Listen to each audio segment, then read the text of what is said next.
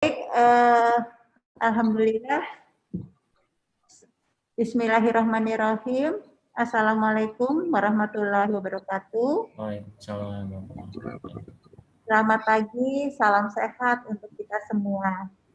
Yang terhormat Kepala SMA Lab Jakarta, Bapak Sutarno Sastro SPD MM, yang hari ini mohon izin tidak bisa bergabung karena ada kegiatan yang bersamaan, dan yang akan diwakilkan oleh Ibu Rinawati. Beliau adalah Wakil Kepala Sekolah Bidang Akademik. Yang terhormat Pak Badru Jaman, Wakil Kepala Sekolah Bidang Kesiswaan. Bapak Mustafa, Wakil Bidang Sarana dan Prasarana. Yang terhormat narasumber kita pada pagi hari ini, Bapak Raymond Bahanah, ST MSE, dari BUNUS Internasional, Bapak Bekti Cahyo Hidayanto, SSI MKOM, dari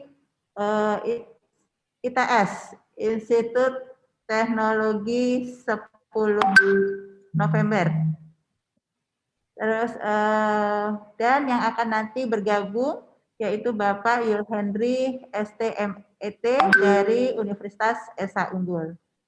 Juga yang kami hormati Bapak Ibu orang tua, Bapak Ibu guru yang sudah bergabung, dan tentunya anak-anakku angkatan GB yang luar biasa, yang Ibu sayangi dan banggakan. Let's go. Ya, puji dan syukur kita panjatkan kepada Allah Subhanahu wa taala.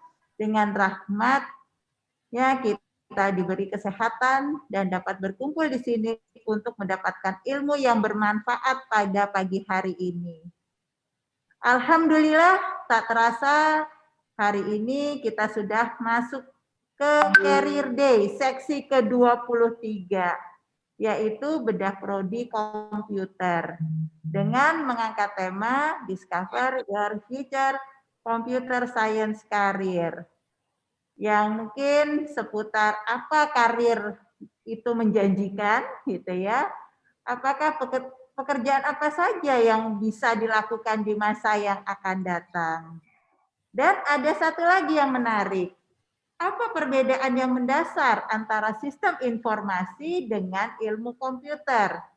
Karena jika dilihat dari tingkat keketatan di perguruan tinggi negeri khususnya, maka sistem informasi lebih ketat daripada ilmu komputer, begitu.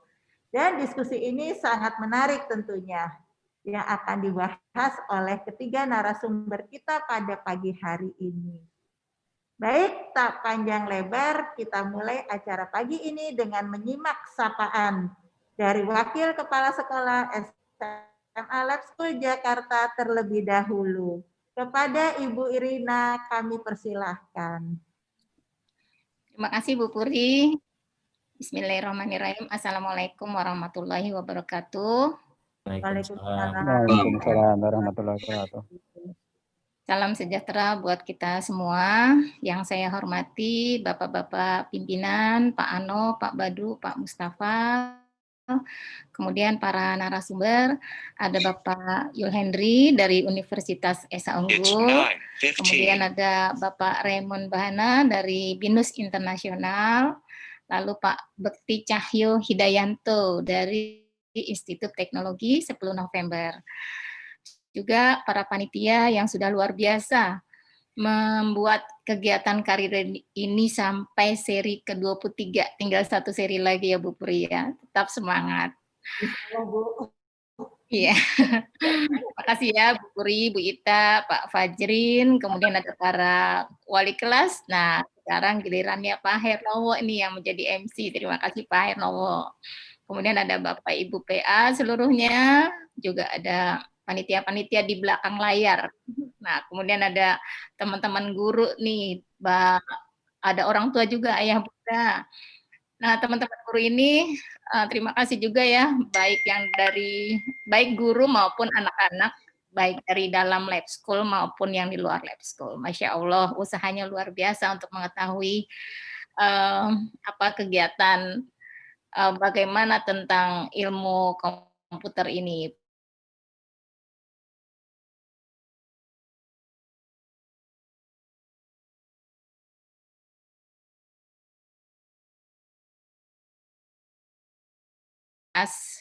Juga ibadah, juga menunaikan beberapa amanah yang diberikan kepada kita. Bersyukur pula kita panjatkan, walaupun kita berada dalam masa pandemi COVID-19, namun tidak menyurutkan semangat kita semua untuk tetap dapat melaksanakan kegiatan Career Day Labs SMA Lab School Jakarta yang ke-23 ini. Di mana biasanya Career Day ini tidak sepanjang ini ya Bu Puri ya, namun karena kita menyesuaikan dengan kondisi pandemi COVID-19 di mana setiap harinya kita tidak bisa full Career Day semuanya, begitu tidak bisa. Jadi kita lakukan secara berseri dan dalam bentuk daring. Nah, seri yang ke-23 ini terkait dengan bedah prodi ilmu komputer. Tadi Ibu Puri sudah membuka dengan baik bagaimana perbedaannya ilmu komputer ini dengan sistem informasi, kemudian kenapa punya keketatan yang berbeda, tentunya ini informasi yang luar biasa buat seluruh peserta yang hadir di sini. Mudah-mudahan Bapak Ibu seluruhnya juga anak-anak itu bisa mengikuti dengan konsentrasi hal-hal yang disampaikan oleh para narasumber yang luar biasa yang sudah menyiapkan waktunya, tenaganya untuk hadir di forum ini. Untuk itu, apabila ada hal-hal yang perlu dicatat gitu ya, silakan dicatat untuk bisa sama-sama dipelajari, namun apabila ada hal-hal yang perlu ditanyakan, bisa ditanyakan. Tentunya ini demi kesuksesan kita semua. Saya sebagai perwakilan SMA Lab School Jakarta yang diberi amanah untuk memberikan sambutan pada kegiatan kali ini, mengucapkan terima kasih banyak kepada seluruh narasumber, kepada seluruh pimpinan, Pak Ano, Pak Badu, Pak Mustafa yang telah mempercayakan saya untuk mewakili, kepada seluruh peserta, selamat menyimak dan mempraktikkan. Semoga berkah buat kita semua, kita mendapatkan ilmu yang banyak di pertemuan ini, lalu kita bisa menerapkan dan kita menjadi sukses. Saya buka acara ini dengan mengucapkan Bismillahirrahmanirrahim. Wassalamualaikum warahmatullahi wabarakatuh. Waalaikumsalam warahmatullahi wabarakatuh. Terima kasih Bu Rina, sapaannya yang luar biasa membuat kita semua semangat. Diharapkan anak-anak setelah mendengarkan informasi ini lebih mantap ya, tidak galau. Terlebih jangan sampai mereka sudah diterima, udah kuliah, merasa salah jurusan. Nah, itu dia yang kita harus betul-betul kita antisipasi karena ruginya berlipat ganda ya. Segala sesuatunya, sayang umur, sayang waktu dan seterusnya. Baik, tidak panjang lebar, kita mulai kegiatan bedah prodi ini yang akan dimoderatori oleh Bapak Hernowo. Bapak Hernowo adalah guru kimia di SMA Lab School Jakarta. Kepada Pak Hernowo kami persilahkan. Baik, Bu Puri, terima kasih banyak. Mohon izin Bu Rina untuk memulai kegiatan ini. Baik, saya mulai. Assalamualaikum warahmatullahi wabarakatuh. Waalaikumsalam warahmatullahi wabarakatuh. Ya, baik, selamat pagi semuanya. Mudah-mudahan semua dalam kondisi sehat selalu ya. Baik, ini luar biasa hari ini ya Bu Puri ya, Bu Rina ya. Hari ini ada 3 pembicara, 3 narasumber yang luar biasa. Gitu kan. Bisa lihat dari CV-nya luar biasa nih. Insya Allah bisa memberikan inspirasi buat anak lab school ya di bidang computer science seperti itu ya. Baik, untuk izinkan saya hari ini akan menjadi moderator untuk pembicara di Career Day 22 ya, dengan tema computer science gitu, di mana memang dalam kondisi seperti ini, era digitalisasi, memang semuanya pasti membutuhkan yang namanya teknologi, apalagi komputer ya, udah lekat sekali ya, setiap hari kita 24 jam itu pasti berinteraksi dengan komputer, teknologi pasti hampir harian, seperti itu ya. Nah, jadi bagaimana kita menyikapinya, dan juga bagaimana nih kira-kira prospek ke depannya, pekerjaannya gitu. Artinya semuanya pasti akan sangat berkesinambungan ya gitu dengan adanya teknologi dan juga computer science gitu ya. Baik, untuk pembicara pertama saya akan sedikit sampaikan CV-nya. Yang pertama adalah Bapak Raymond Bahana, STMSC. Beliau merupakan lulusan teknik elektro, lalu melanjutkan kuliahnya di computer engineering di University of Central Florida. Dan sekarang beliau sebagai dosen Head of Computer Science Program di BINUS International. Selamat pagi Pak Raymond. Selamat pagi Pak. Ya, terima kasih Pak Raymond. Lalu berikutnya pembicara kedua ada Bapak Henry. Beliau merupakan lulusan teknik industri dari Universitas Pasundan Bandung, lalu melanjutkan studinya di Teknologi Informasi ITB. Apakah Pak Henry sudah bergabung dengan kami, Pak? Pak Henry? Sekarang beliau belum Pak, masih ada ini acara juga. Mungkin lanjut dulu aja, silakan Pak. Oh iya, baik Pak Ivan, terima kasih banyak Pak. Lalu yang ketiga adalah pembicara dari ITS, yaitu Bapak Bekti Cahyo Hidayanto, SSI MMkom. Beliau merupakan lulusan Matematika ITS, lalu melanjutkan studinya di Teknik Informatika ITS. Beliau sekarang kesehariannya sebagai dosen di ITS. Selamat pagi Pak Bekti. Selamat pagi Pak Hermo dan adik-adik semua. Ya, terima kasih Pak atas waktunya Pak. Ya, baik, untuk yang pertama kami akan memberikan waktu untuk paparannya kepada Pak Raymond. Jadi memang hari ini ada 3 pembicara, jadi nanti akan kami berikan waktu sekitar 15 atau 20 menit untuk memberikan paparannya, penjelasan mengenai computer science. Nah, lalu selanjutnya nanti akan dilanjutkan dengan tanya jawab gitu. Jadi di term pertama ini kita akan mendengarkan paparan dari ketiga pembicara, lalu dilanjutkan dengan sesi tanya jawab. Seperti itu. Jadi bagi para peserta dari hari ini, kalau misalnya pun ada yang mau bertanya, silakan boleh melalui chat di room chat Zoom ini, atau bisa bertanya langsung nanti via live setelah paparan dari para pembicara. Seperti itu. Okay. Baik, untuk yang pertama kepada Bapak Raymond, kami persilakan Pak. Oke, terima kasih Pak Hero. Oke, saya share screen sekarang. Oh, sorry. Bukan dari awal. Ya, selamat pagi adik-adik sekalian. Ya, saya Head of Program dari Computer Science di BINUS University International. Ya, sekarang orang semua pakai komputer ya. Coba bayangkan kalau tanpa komputer gitu saat ini. Hampir nggak mungkin itu. Adik-adik sekalian juga kalau bangun pasti cari pertama smartphone-nya kan pasti ya. Kalian juga mungkin waktu pertama kali lahir yang kalian lihat pertama bukan orang tua, juga mungkin smartphone dari bapak Anda yang foto atau dokter yang foto. Gitu. Jadi kalian sudah lahir di zaman digital. Jadi sudah digital native gitu loh. Hidupnya sudah bersehari-hari dengan digital. Ya, coba bayangkan tanpa itu semua gitu kan. Tanpa ini semua. Tentu sulit ya. Tentu impossible.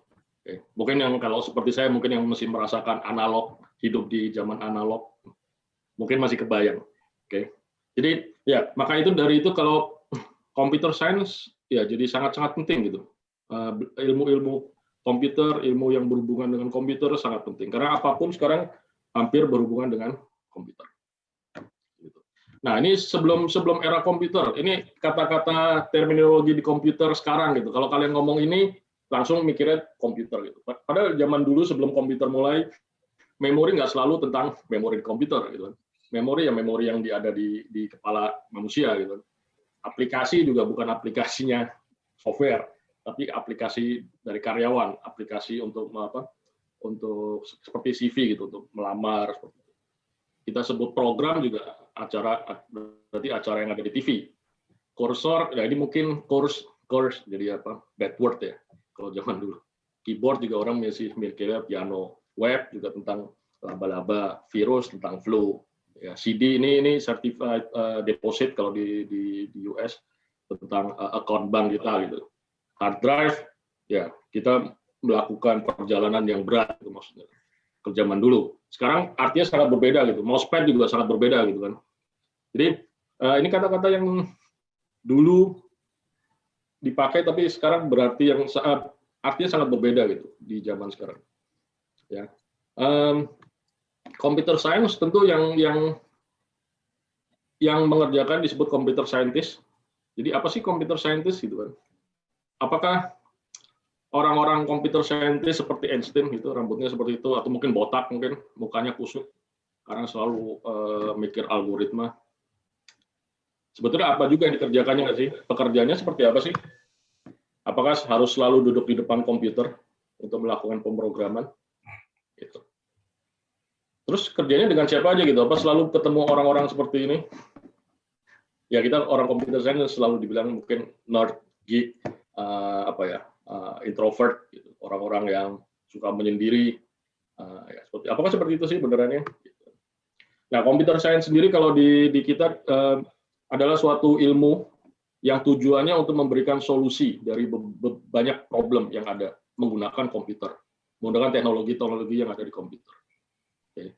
Tapi tentu saja tidak belajar murni programmingnya. Programming jadi inti dari computer science tentu saja. Tapi kalian belajar juga gimana sih buat ide jadi desain, dari ide-ide yang bermacam-macam sampai mengerucut jadi desain, diimplementasi, testingnya gimana. Itu juga di luar programming juga ada yang security, belajar networking, gimana sih bikin jaringan. Seperti itu. Ya. Terus apa sih yang dikerjakan computer scientist? Ya, kalau sudah lulus mungkin graduate kerja. Gitu. Ya, mendesain komputer bisa termasuk salah satu. Tapi di computer science lebih ke computer software, ya, bukan di hardware. Kalau computer engineering mungkin lebih ke hardware. Ya, juga mendevelop teknologi informasi, membuat aplikasi untuk bisnis dan industri. Ini juga sama seperti sistem informasi. Kalau kalian tahu, sistem informasi lebih ke bisnis. Bikin aplikasi juga, bikin desain juga seperti computer science, tapi titik beratnya lebih ke bisnis.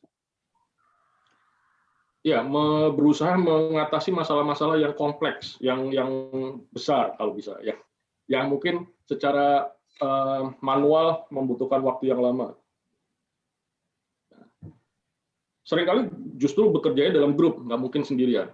Bukan nggak mungkin, bisa sendirian, tapi umumnya bekerja dalam grup. Karena mau nggak mau, kalau kalian bikin aplikasi desainnya nggak bagus kan males ya lihatnya. Kalian juga males pasti mau nggak mau kerja bersama sama orang-orang graphic design. Belum memasarkannya, belum desain back end-nya bisa dengan sistem informasi, dengan orang-orang marketing juga untuk promosi. Suka untuk berinovasi sama menciptakan jalan keluar gitu. Ini ada masalah, jalan keluarnya apa sih? Yang paling penting juga suka belajar, karena di computer science sangat cepat perubahannya. Ya, sekarang bahasa programan selalu berubah ya. Mungkin di waktu zaman saya Pascal, terus tiba-tiba pindah ke C. Saya belajar Pascal, tapi tahun berikutnya sudah di universitas saya C, ganti gitu. Waktu saya thesis, waktu saya skripsi sudah C++ saya bikinnya. Sekarang juga Python lagi, atau kalau di startup banyak pakai Go language. Jadi perubahannya sangat cepat. Belum versinya versinya juga berubah sangat cepat. Jadi harus senang belajar.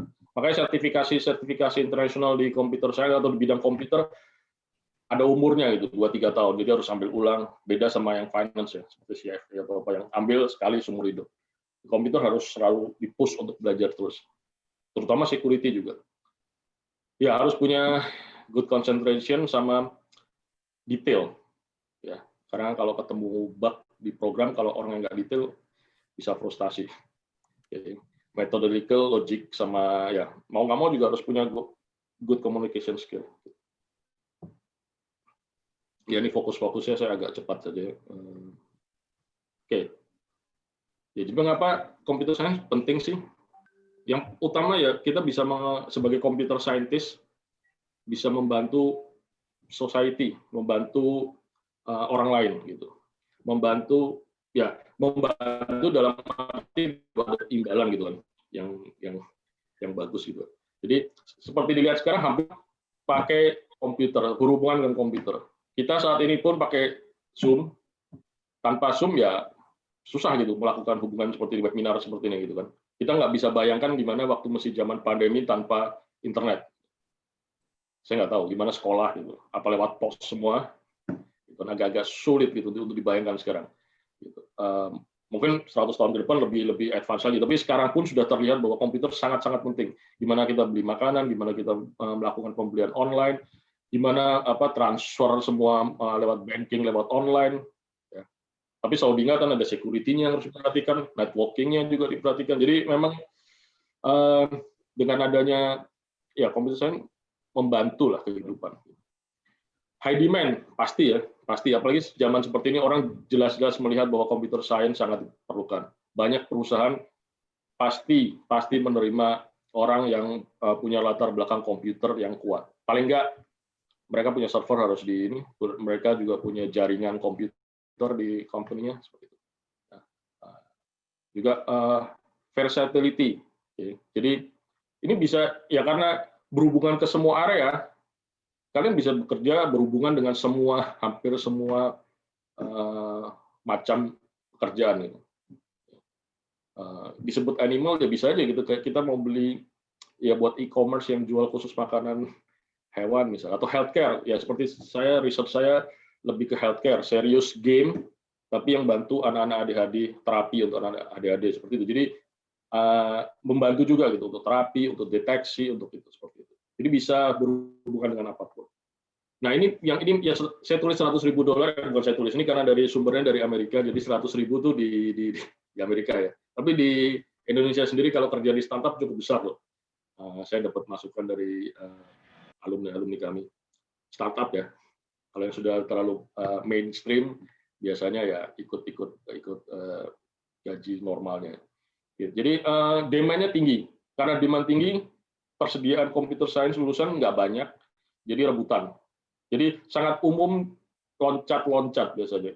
Jadi masuk perusahaan ini setahun pindah, 2 tahun pindah, karena dapat yang lebih baik. Seperti itu. Staying power, ya karena komputer ada di semua area, jadi sangat kuat gitu. Jadi kita orang-orang computer science sangat mendominasi, sangat kuat gitu. Jadi apapun yang dikerjakan hampir semua berurusan dengan komputer gitu. Jadi mau nggak mau harus menghubungi orang komputer. Nah yang ini yang tadi juga berhubungan dengan seperti healthcare ya, membantu improve kehidupan masyarakat. Jadi ya seperti tadi ya bisa create seperti GoFund online donation atau kita bisa itu juga online donation seperti itu. Juga seperti yang saya bilang tadi serious game tapi buat terapi, serious game untuk education. Jadi main game tapi mau nggak seperti belajar tapi main game.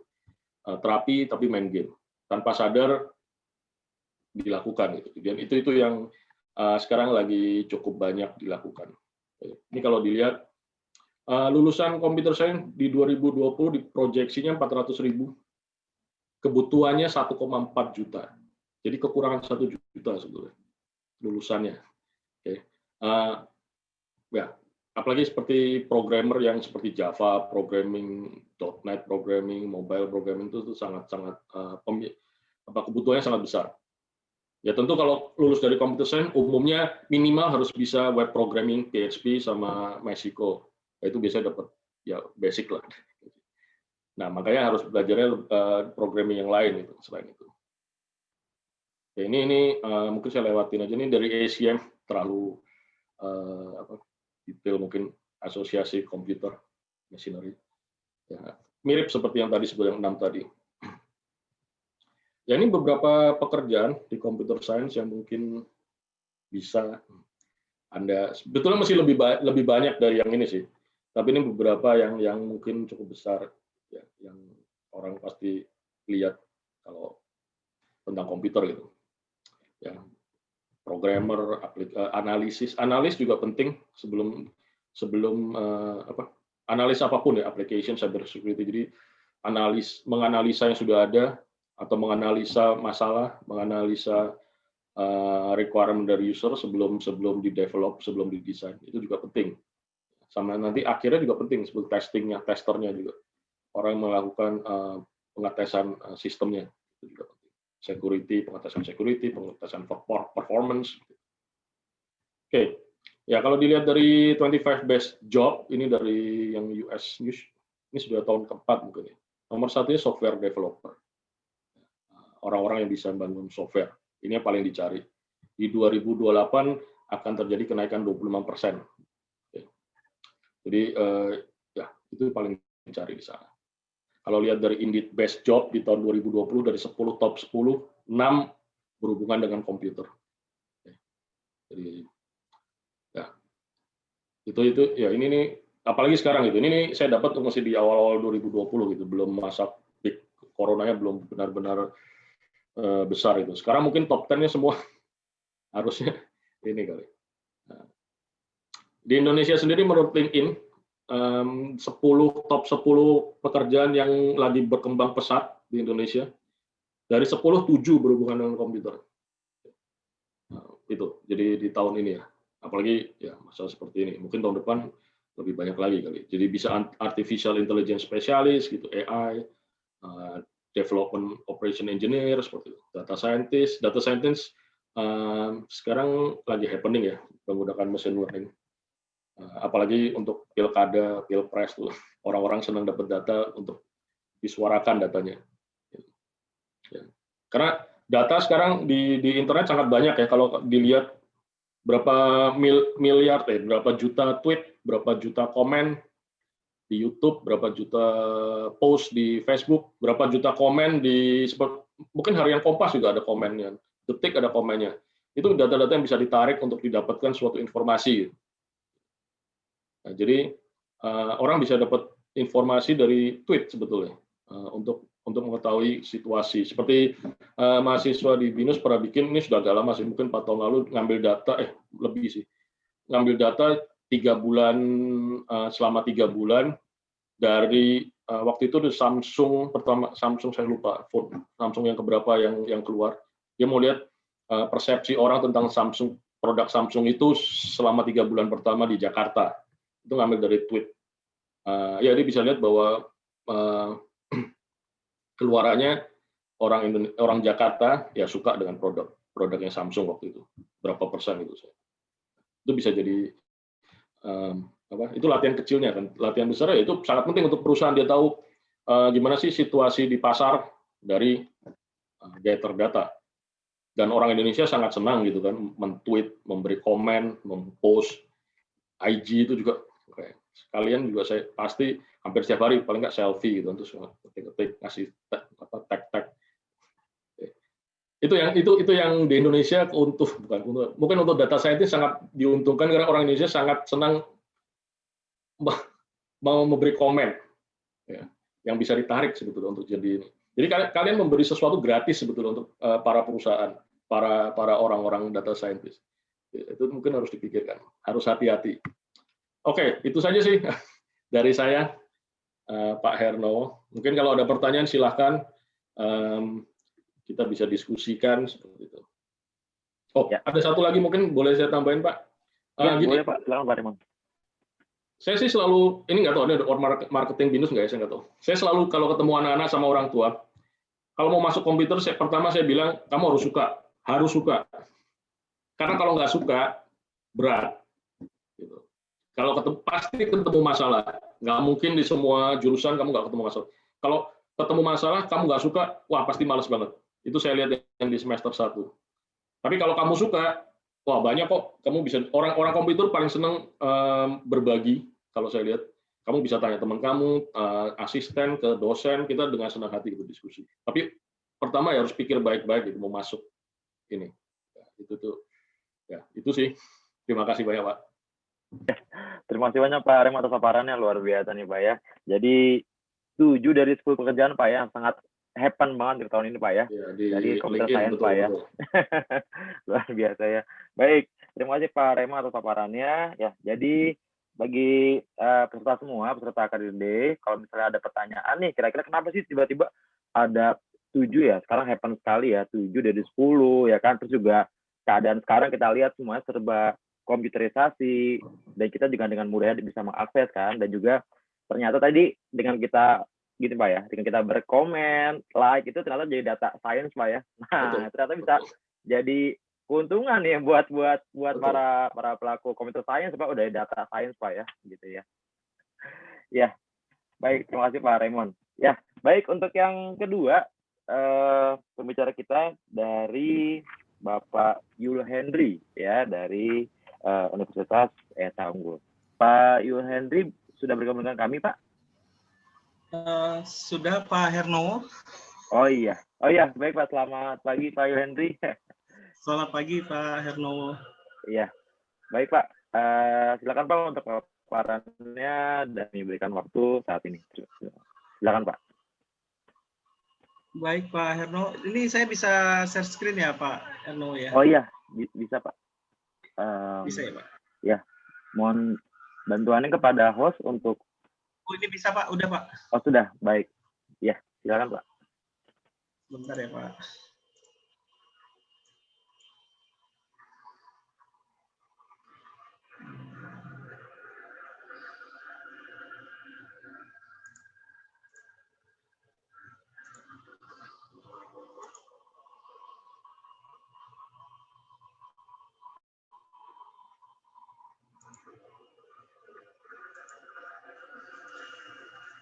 Baik, Assalamualaikum warahmatullahi wabarakatuh. Selamat pagi, salam sejahtera bagi kita semua.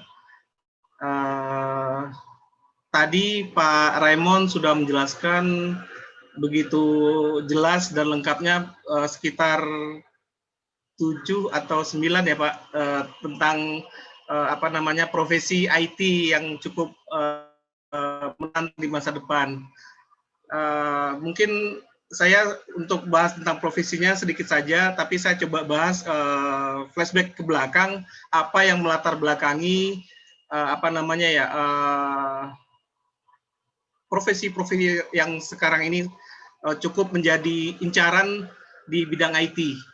Di sini saya beri judul peran IT terkait dengan era industri 4.0 dan society 5.0.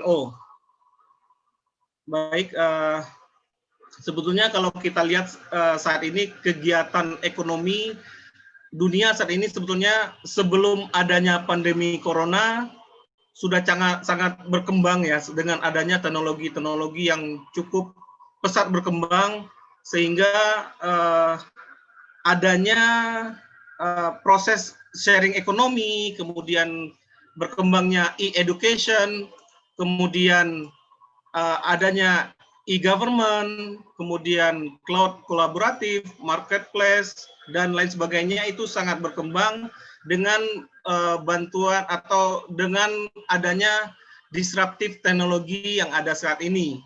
Ya, itu disebabkan oleh dukungan internet dan dunia digital yang menjadi wahana interaksi dan transaksi. Sebetulnya kalau kita flashback ke belakang, dimulai dari revolusi industri yang pada tahun 1800 dimulai dengan penemuan mesin uap dan munculnya pada tahun 1900 tentang penemuan listrik, ya sehingga proses assembly line di pabrik berkembang sangat cepat. Pada tahun 2000 berkembangnya teknologi internet sehingga proses komersialisasi teknologi IT itu berkembang sangat cepat lagi, sehingga pada masa sekarang revolusi industri keempat ini semuanya diintegrasikan dengan memanfaatkan teknologi IoT dan big data secara masif, sehingga proses transaksi itu menjadi tanpa batas dan real time. Kalau kita lihat sekarang ini dihubungkan dengan society 5.0, sebetulnya pada revolusi industri lebih fokus kepada perkembangan teknologi-teknologi yang ada, tapi dari sisi society, mulai dari society 1.0, society 2.0, sampai society 5.0, sebetulnya bagaimana sih komunitas atau society itu beraktivitas dan berinteraksi, kemudian memanfaatkan tools apa pada era tersebut. Ya, misalnya di sini society 1.0 itu masyarakatnya berburu dengan memanfaatkan tools memanah misalnya. Kemudian pada society 2.0 itu masyarakat bertani dengan memanfaatkan alat pertanian. Kemudian society 3.0 memanfaatkan sudah menemukan mesin uap dan kereta api sehingga transportasinya berkembang sangat cepat dan produksi massal berkembang juga sangat cepat. Kemudian Society 4.0 adalah information society di mana informasi itu berkembang dan terdistribusi sangat cepat.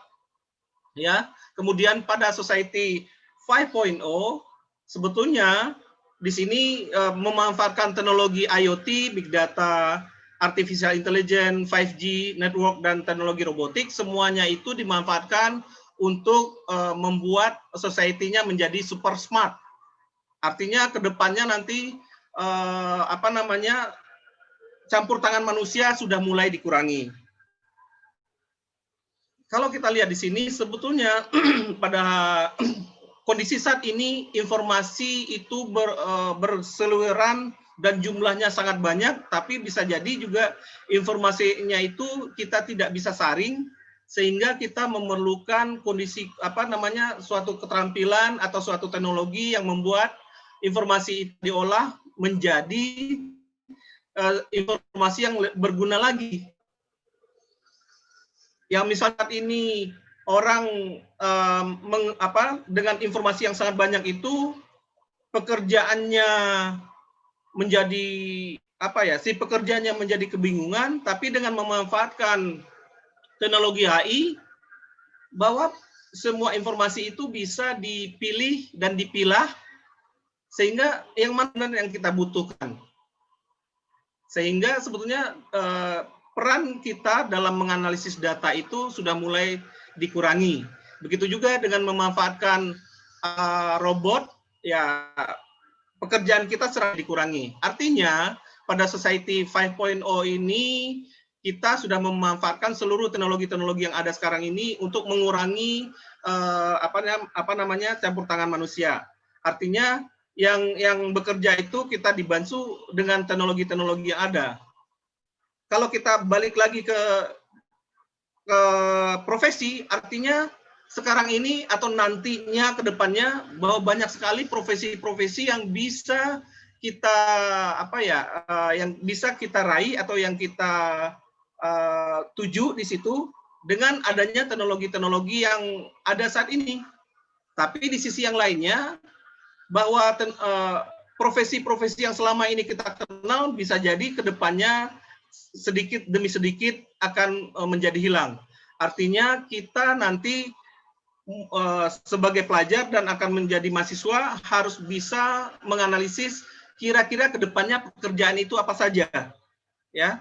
Jadi dari sekarang kita harus bisa memperhatikan ke depannya kira-kira profesi apa nih yang banyak dipakai. Tadi Pak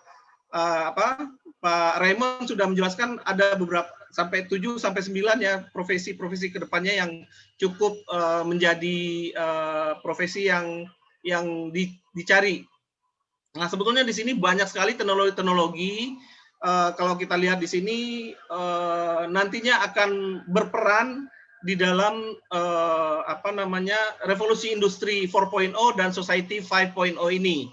Artinya seluruh teknologi ini akan memberikan kontribusi terhadap perkembangan teknologi itu sendiri, terhadap perkembangan industri, terhadap perkembangan transaksi-transaksi, terhadap perkembangan pemerintahan dan seluruh aspek yang ada pada saat ini dan ke depannya. Di sini kita lihat bahwa baik itu secara untuk pendidikan, untuk kesehatan, untuk pemerintahan, untuk perusahaan, mulai dari yang baru berdiri sampai perusahaan yang besar, semuanya memanfaatkan teknologi-teknologi yang ada di sini. Contohnya di sini ada teknologi cloud computing, kemudian teknologi 5G, virtual reality, augmented reality, big data, IoT, artificial intelligence, robotik, dan lain sebagainya. Artinya di sini dengan kita menguasai teknologi ini, kita bisa melihat kira-kira ke depannya apa yang harus kita kuasai, sehingga kita bisa juga tidak akan tersingkir di dalam mencari profesi-profesi yang cukup banyak digunakan untuk aktivitas-aktivitas baik itu secara personal sampai yang paling besar aktivitas industri atau aktivitas negara malah. Ya, berarti teknologi sekarang ini sudah melingkupi seluruh aspek kehidupan kita. Nah, sebetulnya bahwa kita ini baik secara sadar ataupun tidak sadar, kita sudah mulai memasuki industrialisasi digital. Artinya kita kalau lihat dari sisi ancaman bahwa secara global, era digitalisasi ini akan menghilangkan sekitar 1 sampai 1,5 miliar pekerjaan dimulai dari tahun 2015 sampai 2025, karena posisi kita, pekerjaan kita itu digantikan oleh mesin otomatis. Ini berdasarkan penelitian Gerd Leonhard ya, seorang futuris.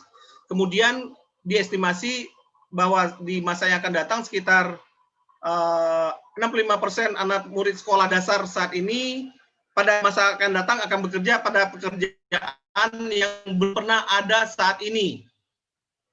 Ya, itu laporan dari Departemen Labor of Report. Jadi Departemen Tenaga Kerja di Amerika memperkirakan, mengestimasi sekitar 65% murid sekolah dasar saat ini ke depannya akan memiliki pekerjaan yang belum pernah ada pada saat ini. Peluangnya artinya bahwa era digitalisasi ini memiliki potensi bagi kita untuk memberikan peningkatan jumlah tenaga kerja hingga sampai 2,1 juta untuk pekerjaan baru 2025. Nah, jadi sekarang kan udah tahun 2020, adik-adik sekarang udah bersiap untuk masuk perkuliahan, kuliah sekitar 4 tahun ya 2025 akan ada jenis-jenis pekerjaan yang baru yang tadi yang kita lihatkan sebetulnya ini adalah lapangan-lapangan pekerjaan yang bisa kita masuki nantinya. Nah, artinya peluangnya itu juga dengan berkurangnya tenaga kerja akan mengurangi emisi karbon karena orang nanti bekerja tidak harus di tempat kerjanya lagi, tidak harus di kantor menggunakan mobil, walaupun nanti mobilnya sudah menggunakan mobil listrik ya. Dan juga secara logistik potensi otomotif juga akan berkurang. Dan dari sisi elektronik juga limbah emisi karbonnya juga akan berkurang. Nah, kalau kita lihat dari gejala-gejala transformasi di Indonesia, sebetulnya kita sudah bisa lihat bahwa yang dulunya kita belanja ke mall, ke toko-toko, sekarang orang lebih senang belanja menggunakan marketplace online. Contohnya di sini Bukalapak, misalnya Tokopedia. Kalau kita pergi bisa pakai Gojek, Grab, Ubernya di Indonesia sudah nggak ada. Yang dulunya kita pakai taksi atau motor misalnya. Sehingga kalau kita lihat bahwa di situ akan ada banyak pekerjaan yang memang kalau kita mau jeli di situ, si marketplace ini membutuhkan apa? Salah satunya adalah software developer, sistem analis, bisnis analis. Kemudian di dalam toko online itu juga ada memanfaatkan teknologi artificial intelligence. Coba saja kita ini kan, kalau kita sering membuka, misalnya kita sering lihat-lihat motor, biasanya si marketplace online itu menawarkan apa yang sering kita lihat. Artinya si aplikasinya sudah dibekali sistem cerdas, artificial intelligence. Nah, sebetulnya untuk ke depan yang perlu juga diperhatikan adalah skill apa yang kita butuhkan nih ke depannya. Ya, jadi di samping kita harus memiliki hard skill ya, yang tadi ya, misalnya programming, kemudian kemampuan untuk analisis ya. Tapi juga di samping itu juga yang diperlukan adalah secara skill yaitu cognitive abilities ya 15%. Berpikir sistem skill artinya kita melihat sesuatu itu dalam bentuk sistem gitu. Itu 17%. Kemudian complex problem solving artinya kita harus memiliki kemampuan untuk menyelesaikan permasalahan 36%. Nah, ini yang paling besar tingkatannya, soft skill-nya. Kemudian content skill itu 10%, proses skill 18%, social skill 19%, kemudian resource management skill itu 13%, technical skill 12%, artinya hard skill itu hanya 12%. Kemudian physical abilities adalah 4%.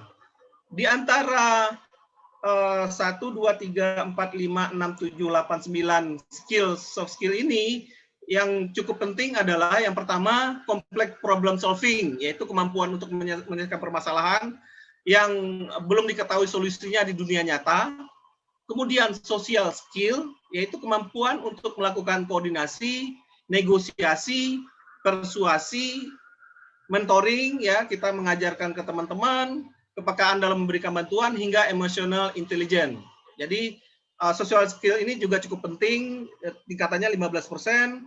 Kemudian proses skill, yaitu kemampuan active listening, yaitu kemampuan untuk mendengarkan, maaf. Kemudian logical thinking, kemampuan untuk berpikir secara logis. Kemudian kemampuan untuk self monitoring dan monitoring ke teman-teman yang lainnya. Kemudian kemampuan yang juga kita butuhkan adalah system skills. Nah, system skill ini adalah kemampuan untuk mendapatkan judgment dan keputusan dengan pertimbangan cost benefit. Artinya di samping kita mengusulkan suatu solusi terhadap permasalahannya, kemudian solusi itu kita kembangkan harus berdasarkan pertimbangan cost benefit. Apakah biaya yang kita keluarkan nanti sesuai dengan benefit yang akan kita terima. Nah, kemudian juga untuk mengetahui bagaimana sistem itu dibuat dan dijalankan.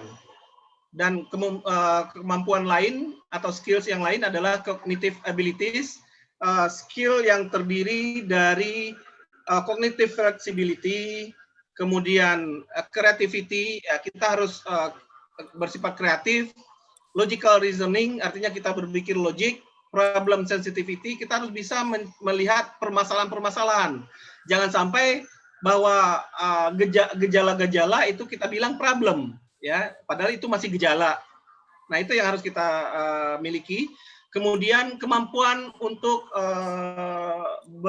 menyelesaikan suatu masalah dengan kemampuan matematikal. Jadi kemampuan matematis ini adalah kemampuan dasar yang harus kita miliki juga.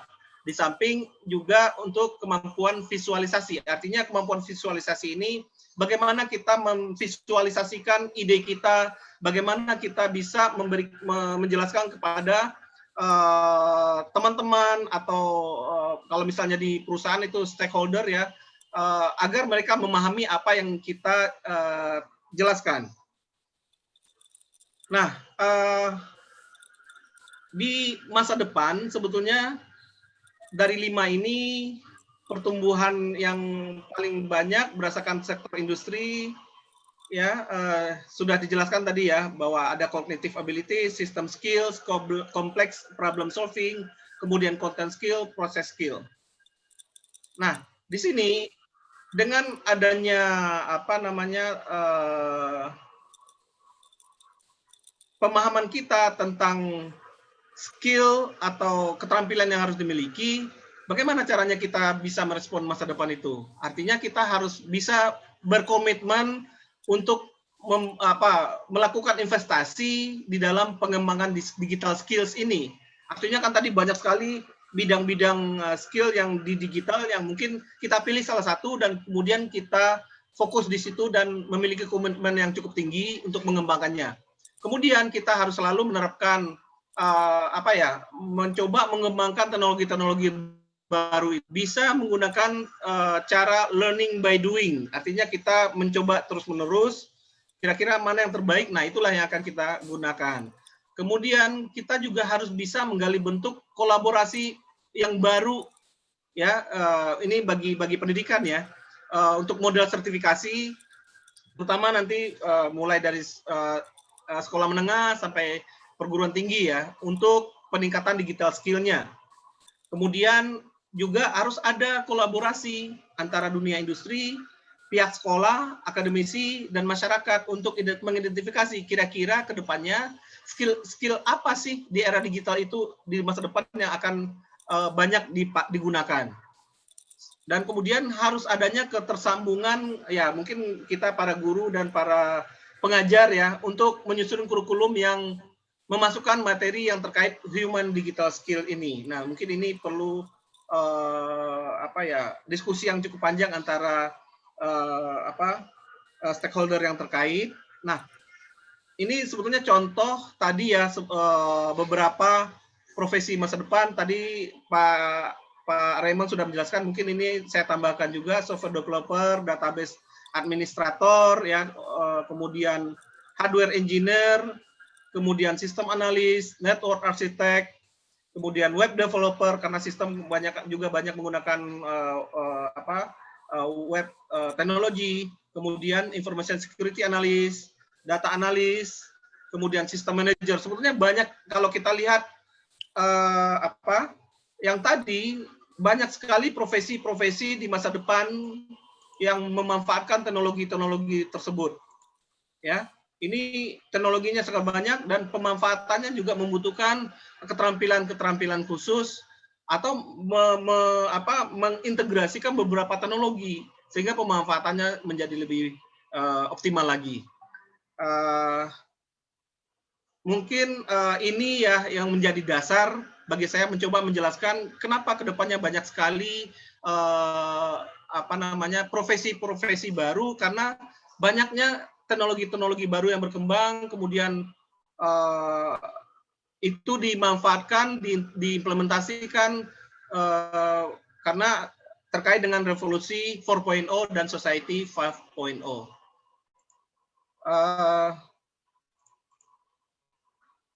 Mungkin secara ringkas ini yang saya coba latar belakangi beberapa profesi-profesi yang kedepannya mungkin cukup menarik ya bagi adik-adik. Kira-kira nanti bisa dipilih yang mana saja yang menarik untuk didalami di perkuliahan nanti. Demikian dulu Pak.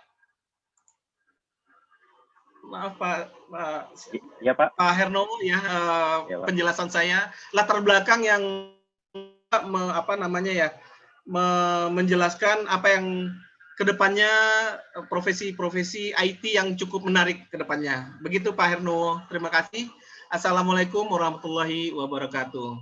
Waalaikumsalam warahmatullahi wabarakatuh. Terima kasih Pak Yul Hendry atas paparannya mengenai 4.0 dan 5.0 ya Pak ya. Jadi memang siap-siap nih generasi sekarang nih Pak, udah siap-siap menyambut 5.0 Pak ya, society 5.0. Jadi memang ternyata ke depannya memang sangat-sangat banyak sekali pekerjaan yang baru gitu kan, pekerjaan baru, dan juga memang membutuhkan skill ya Pak ya. Kalau tadi dilihat ternyata butuh kompleks problem solving, itu memang sangat dibutuhkan sekali Pak ya ke depannya Pak ya. Karena memang anak sekarang memang harus mempersiapkan diri nih Pak.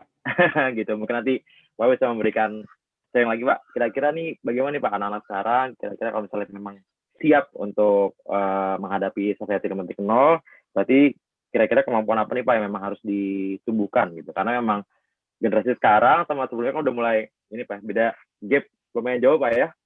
Gitu. Untuk yang lulusan sekarang dengan yang sebelum-sebelumnya. Baik, Pak Yul Hendry, terima kasih banyak atas paparannya. Ya, untuk yang ketiga, kita akan mendengarkan paparan dari Bapak Bekti Cahyo Hidayanto. Pak Bekti sudah bergabung dengan kami Pak di sini Pak? Ya sudah Pak Hernomo.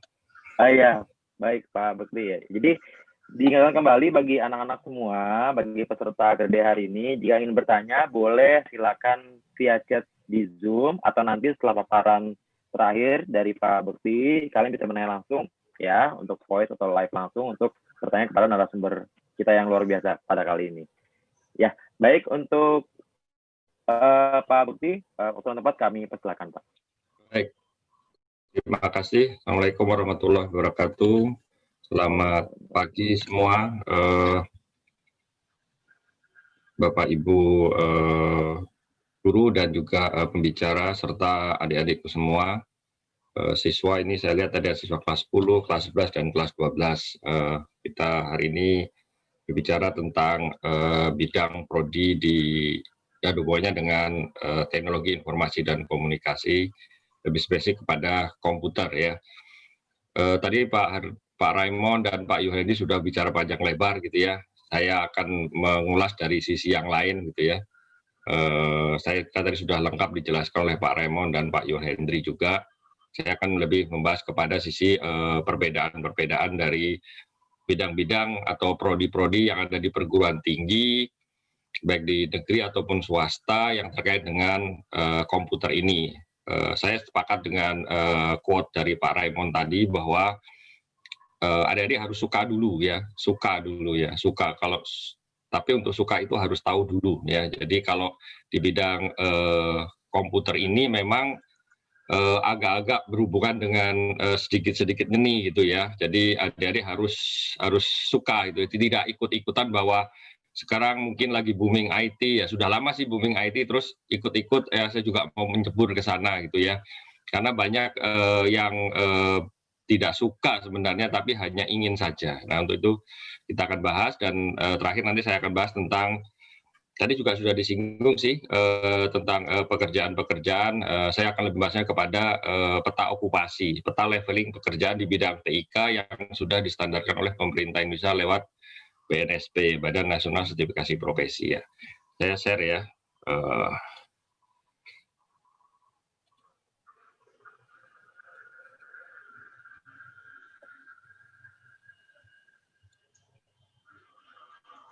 Semoga sudah terlihat ya.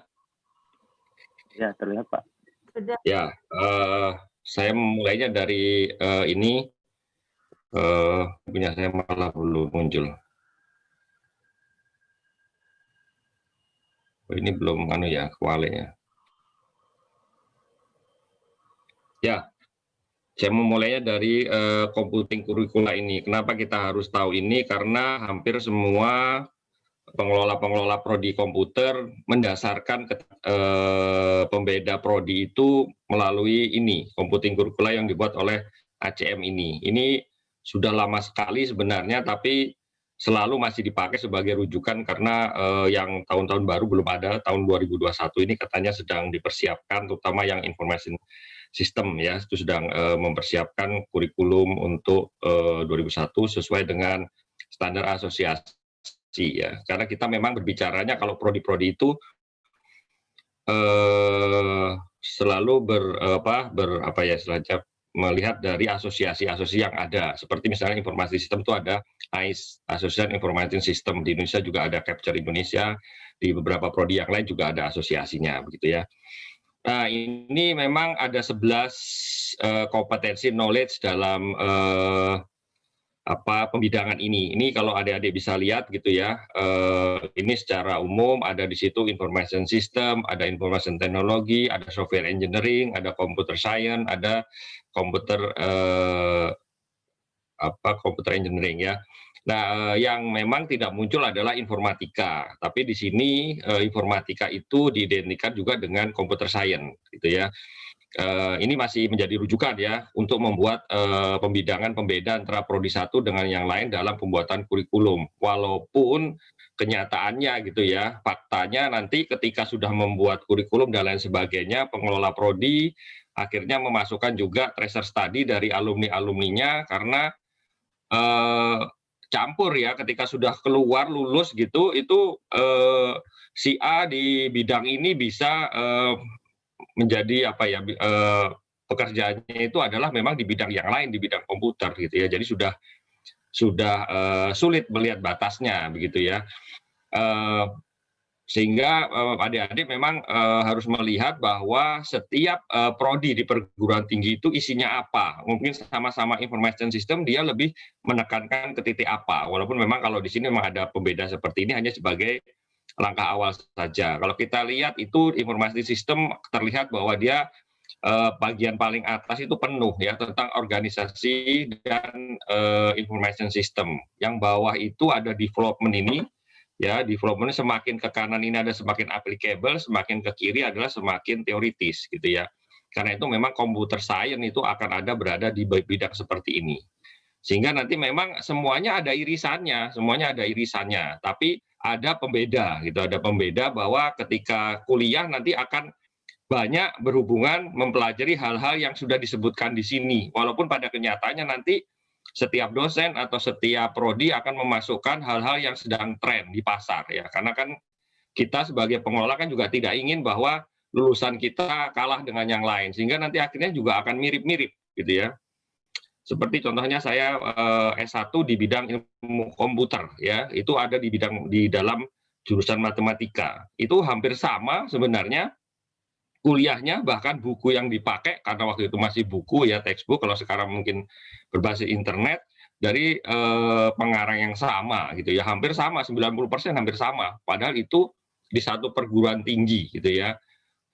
Di pertinggi tapi 2 prodi, tapi sama seperti sekarang ini di perguruan tinggi saya juga ada teknik komputer gitu ya, ada ilmu komputer juga, ada teknik informatika, ada sistem informasi, ada teknologi informasi. Ya mungkin kalau di ini kan kita pernah cek itu ya, hampir 50% lebih itu sama mata kuliahnya, yang dipelajari sama ya, karena memang kita akan membekali mahasiswa kita setelah lulus bisa bersaing, sehingga ya apa yang sedang tren di luar akhirnya juga kita masukkan gitu ya. Karena itu memang adik-adik harus melihat di masing-masing prodi itu ketika memilih program studi itu apa isinya gitu ya, isinya di dalamnya, kalau perlu sampai kelihatan ke mata kuliahnya gitu ya, walaupun tidak ini, supaya tadi adik itu sukanya di mana gitu ya, karena bisa saja suka di sistem informasi menurut bayangan adik-adik gitu ya, di PTNA, tetapi ternyata sistem informasi di PTNA itu tidak sesuai dengan ekspektasi adik-adik gitu loh. Ternyata itu lebih sesuai di sistem informasi di perguruan tinggi B gitu loh. Atau malah lebih cocok jadinya ternyata bukan sistem informasi, mungkin ke arah software engineering di perguruan tinggi C gitu misalnya gitu ya.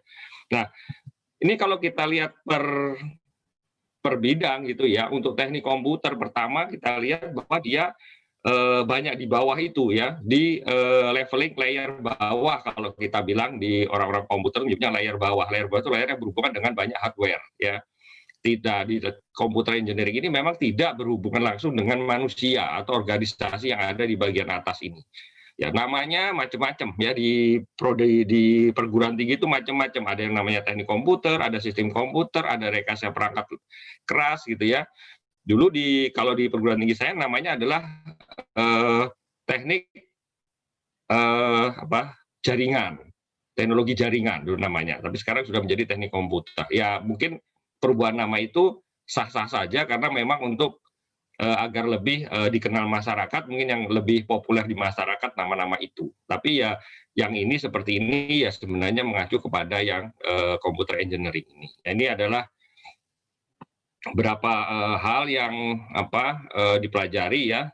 Ini kalau sekarang mungkin ke arah embedded device ya, embedded device menyiapkan peralatan infrastruktur untuk AI gitu ya, artificial intelligence dan teman-temannya itu ya.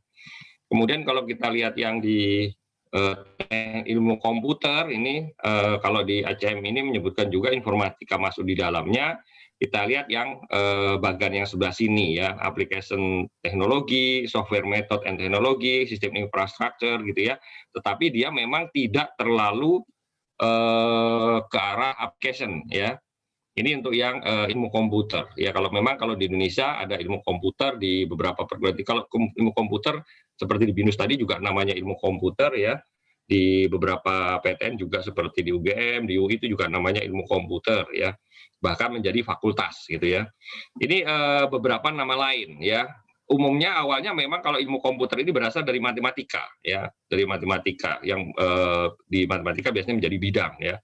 Kalau di UGM itu seingat saya dia ilmu komputer itu bagian dari FMIPA, Fakultas Matematika dan Ilmu Pengetahuan Alam ya. Ini fokusnya ini terbagi menjadi 3 ini, fokus pada teori maupun algoritma ya, fokus pada yang digunakan dalam proses perancangan dan implementasi perangkat lunak ya. Ini juga teori algoritma yang digunakan dalam proses perancangan sistem perangkat keras serta komponennya, serta algoritma sebagai model matematis dalam menyelesaikan permasalahan tertentu. Ya, makanya nanti hubungan dengan matematis ya di ilmu komputer atau informatika ini. Jadi ya ada Anda yang memang berpikiran bahwa komputer itu seperti main game gitu ya, mungkin Anda harus berpikir ulang untuk masuk ke ilmu komputer ini. Mungkin lebih tepatnya ke teknik game ya gitu ya, tidak ke bidang ini. Walaupun ada memang beberapa yang belum membuat prodi sendiri yang lebih eye-catching sekarang ini gitu ya. Saya kira memang harus merubah gitu ya beberapa perguruan tinggi untuk merubah nama-nama dan stressing serta isinya itu menjadi hal-hal yang sekarang menjadi kebutuhan, sudah menjadi kebutuhan dasar dan pengembangannya. Seperti mungkin perlu nama jurusan itu sudah berubah menjadi mungkin tentang artificial intelligence, tentang big data gitu ya, tentang robotika gitu ya. Di UNER itu malah sekarang sudah punya jurusan prodi tentang artificial intelligence gitu ya. Kemudian tentang sistem informasi, kalau kita lihat bloknya ini memang di atas gitu ya. Dan dia lebih ke arah application. Dan ini untuk sistem informasi ini lebih banyak berhubungan dengan manusia. Sehingga memang ada beberapa perguruan tinggi tertentu tidak mensyaratkan anak IPA. Ya, bisa saja anak IPS ini untuk masuk sistem informasi. Nama awalnya adalah manajemen informatika. Di Indonesia lebih terkenal dengan nama manajemen informatika, kemudian banyak yang merubah menjadi sistem informasi, dan jurusan ini memang dari data Aptikom, Asosiasi Perguruan Tinggi Ilmu Komputer Indonesia, jurusan yang menamakan sistem informasi jauh lebih banyak daripada yang lain. Ya ini mungkin karena lebih lebih dekat dengan manusia, artinya berhubungan dengan organisasi gitu ya, kemudian menekankan kepada mendayagunakan informasi dan lain sebagainya, ini menjadi marak gitu ya. Ya memang tetap bagaimanapun juga walaupun begitu Anda tetap harus menguasai salah satu gitu ya bahasa pemrograman ya, karena bagaimanapun itu menjadi modal juga ya. Tidak berarti bahwa saya akan milih sistem informasi ini kelihatannya nggak ada programnya, nggak ada matematis dan sebagainya, Anda salah juga gitu ya. Tetap harus memiliki kemampuan untuk itu ya. Kemudian yang teknologi informasi kita lihat dia lebih kepada application ya. Tetapi dia ke arah yang semua ini ya, lebih pada aplikasi teknologi, software metodologi, tapi ke arah yang aplikasi. Ini yang jurusan ini menurut saya kalau jurusan yang jurusan yang agak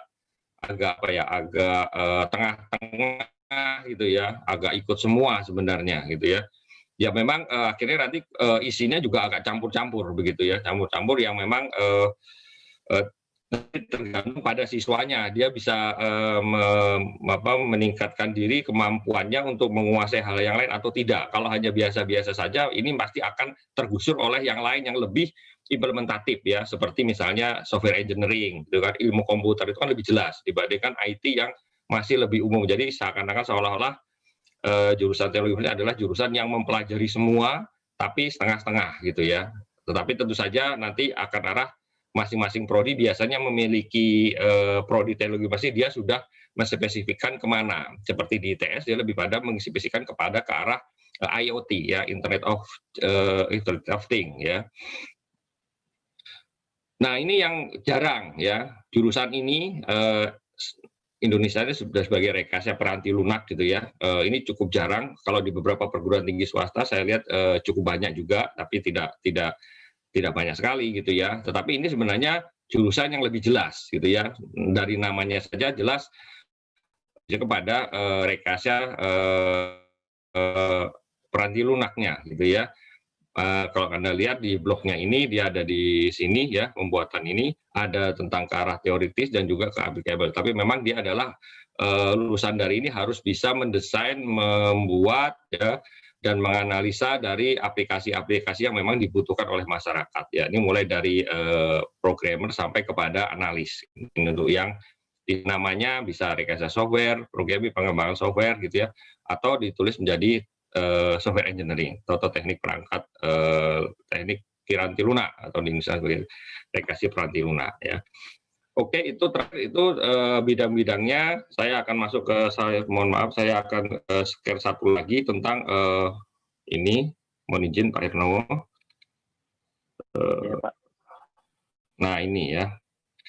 Nah ini saya kira sudah terlihat ya adik-adik. Jadi ini adalah pemetaan gitu ya yang dilakukan oleh Badan Nasional Sertifikasi Profesi BNSP ya, tentang okupasi. Okupasi itu bidang-bidang pekerjaan yang mendasarkan pada leveling 1 sampai level 9 sesuai dengan bidangnya di yang kita sebut dengan SKK ini, Standar Kompetensi Kerja Nasional Indonesia, yang ini memang harusnya diikuti oleh semua institusi yang mempekerjakan.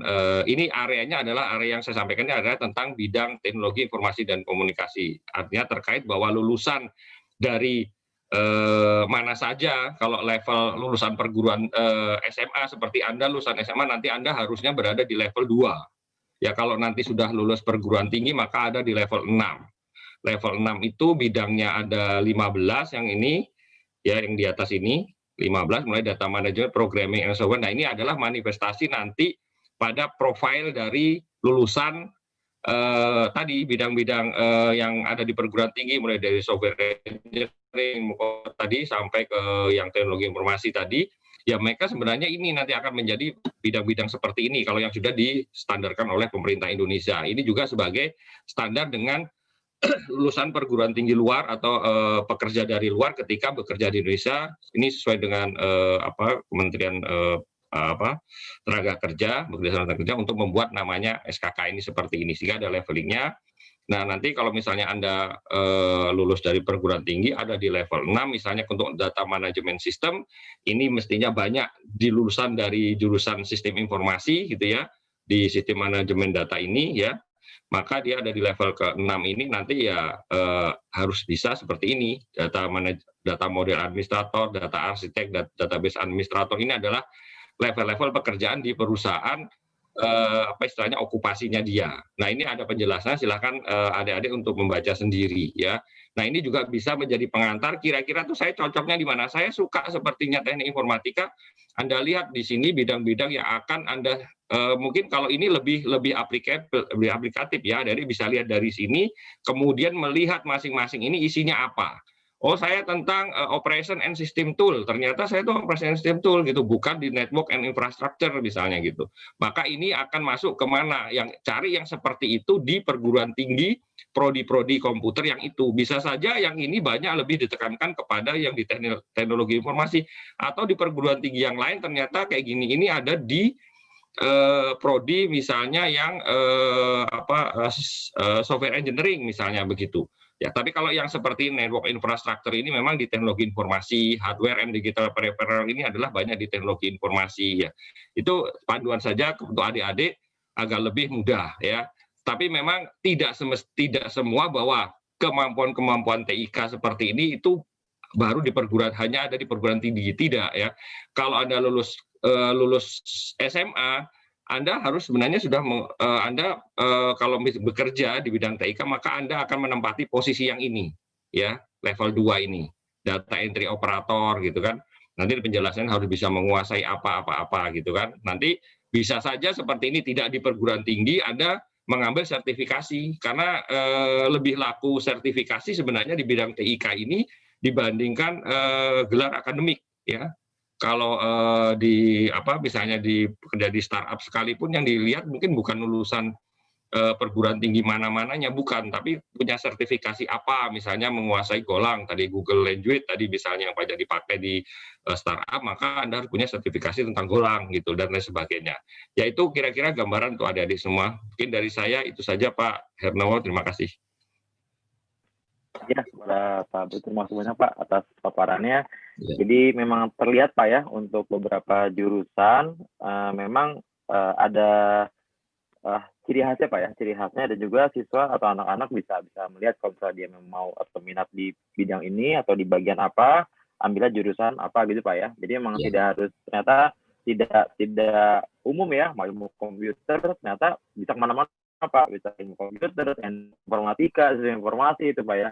Karena itu memang pertanyaan mendadak Pak, emang anak-anak luar biasa. Mereka pertanyaannya hampir sama, Pak, ini perbedaannya apa sih Pak? Gitu ya. Nah, dan juga mungkin nanti bisa menjawab juga Pak tema dari HRD kita hari ini, kenapa jurusan sistem informasi lebih banyak peminatnya Pak daripada ilmu komputer seperti itu ya, Pak Bekti. Ya. Baik, itulah ketiga pembicara kita sudah memaparkan tentang paparannya terkait dengan computer science, tentang ilmu komputer ya, gitu, di jurusan-jurusan atau prodi yang akan kalian minati, seperti itu ya. Baik, untuk saat ini kita mulai saja diskusinya. Kalau misalnya ingin bertanya, boleh via chat atau boleh langsung juga bisa, ya. Baik, untuk pertanyaan pertama, ini ada yang personal chat Pak ke kami, ya dari siswa lab school, dia bilang, Pak, di anon ya Pak, gitu. Jadi sepertinya dia tidak mau ditampilkan nih. Ya, ini apa namanya perempuan sepertinya minat sekali terhadap IT. Dia hanya masih gamblang sih, masih bingung sih Pak terkait dengan perbedaan atau garis pembeda antara jurusan data science dengan jurusan IT. Artinya mungkin bagi untuk wanita ya, karena kan memang komputer identik dengan laki-laki gitu Pak ya. Nah, jadi bagaimana jika sekarang Swi gitu kan ingin berkecimpung dalam dunia IT, kira-kira apa sih garis pembeda antara jurusan data science dengan jurusan IT? Seperti itu Pak.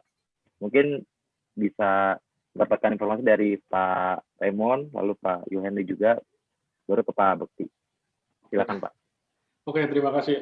Kalau di kami sebetulnya data science bagian dari mata kuliah kami gitu. Data science sendiri kan belajar dasar apa namanya AI, dasar data machine learning sederhana, belajar statistik. Gimana sih ngolah data yang sangat banyak itu untuk menghasilkan informasi yang dibutuhkan. Itu sih. Jadi kalau di kami bukan jurusan sebetulnya. Sementara kalau information technology, teknologi informasi ya. Iya. Nah itu di Indonesia memang agak rancu teknologi informasi. Tadi Pak Bekti sudah bilang sebetulnya di Indonesia teknologi informasi masih mirip-mirip sama ilmu komputer. Walaupun kalau di partner kami yang RMIT terpisah sebetulnya. Terpisah. Jadi benar seperti yang dikasih lihat di ACM grafiknya bahwa ya komputer saya lebih konsentrasi ke softwarenya sebetulnya. Teknologi informasi lebih ke praktikalnya ya, pemakaiannya sebetulnya. Seperti itu sih. Jadi kalau mau data science ya masuknya ke ilmu komputer menurut saya sih. Atau di matematik mungkin ada juga kali. Saya nggak tahu sih data science. Soalnya data science sangat penting gitu, sangat in. Kalau saya tanya beberapa yang lulus masuk startup juga ada beberapa startup memang mencari anak-anak yang bisa data science. Jadi yang pernah belajar data science. Karena sekarang memang dibutuhkan terutama perusahaan-perusahaan startup company seperti e-commerce kan, Tokopedia, Bukalapak sangat bersaing kan. Mereka butuh data banyak dari komen, dari masukan, dari data yang ada di internet gitu. Itu sih kalau dari saya sebetulnya sukanya apa dulu gitu. Lebih mau programnya ya data science ya lebih ke pemrograman dan mengolah secara statistik seperti itu sih. Kalau TI-nya mungkin lebih pemakaiannya kali, aplikasinya seperti itu. Terima kasih Pak. Ya, baik Pak Raymond ya. Ya. Menurut Pak Yohendri Pak, kira-kira apa pembeda antara data science Pak, jurusan data science dengan jurusan IT Pak? Karena masih agak bingung nih Pak, siswi kami terhadap itunya Pak.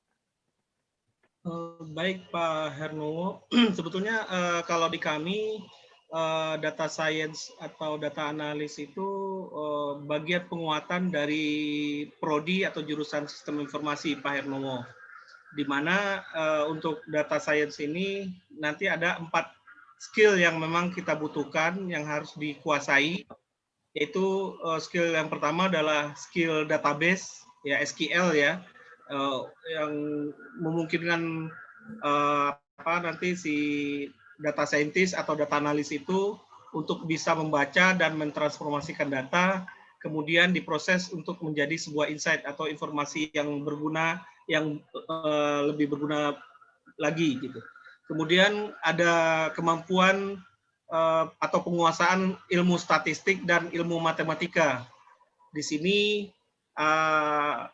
untuk menjadi data scientist atau data analis ini tentunya pasti akan banyak berhubungan dengan data ya. Sekarang ini kan kita tahu data itu big data, data yang jumlahnya sangat besar, baik itu dengan beberapa macam formatnya, sehingga dibutuhkan kemampuan matematika dan statistik yang baik untuk bisa menginterpretasikan data tersebut dan kemudian dilakukan proses penerjemahan secara tepat dan dilakukan proses visualisasi data.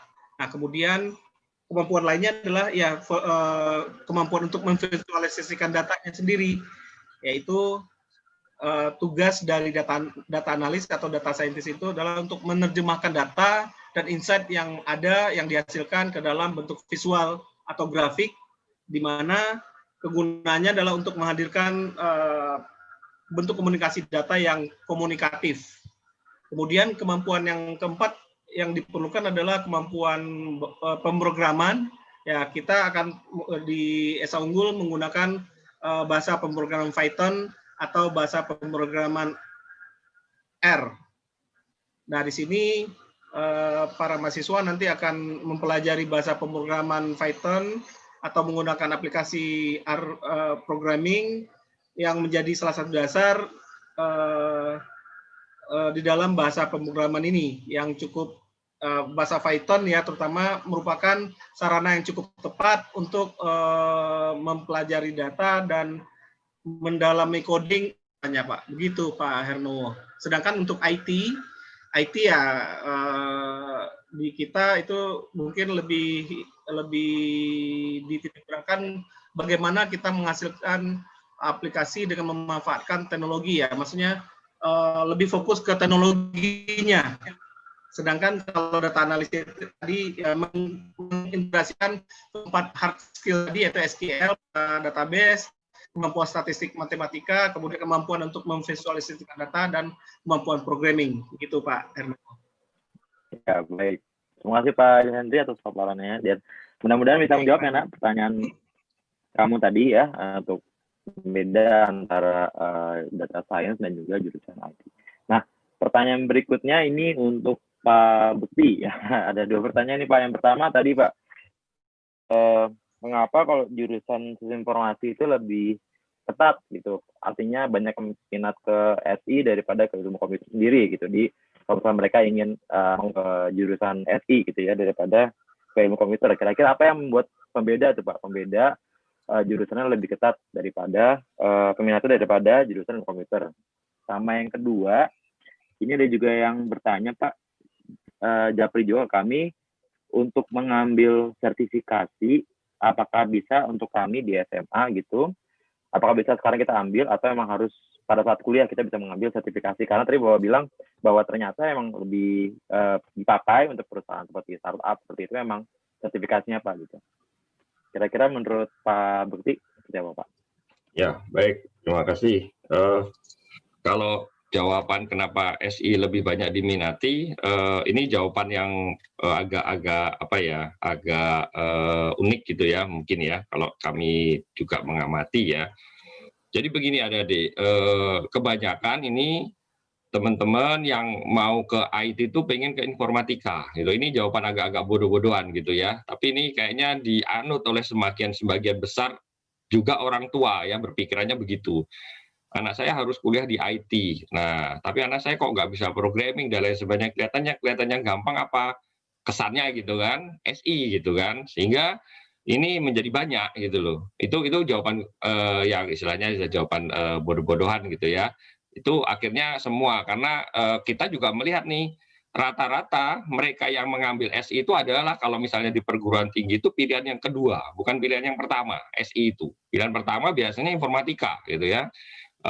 Kalau teknik komputer dan lain itu ya biasalah seperti yang lain, tapi kalau informatika itu biasanya di pilihan pertama, SI itu di pilihan kedua.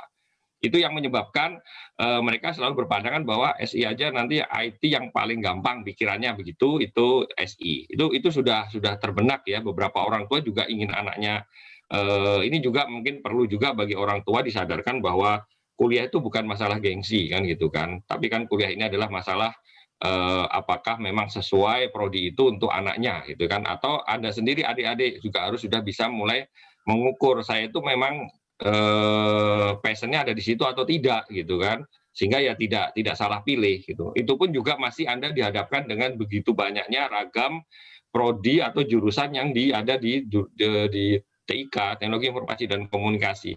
Kalau kita lihat sekarang ini prodi yang seperti di komunikasi visual itu juga sudah bisa kita sebagai bagian dari TIK ya.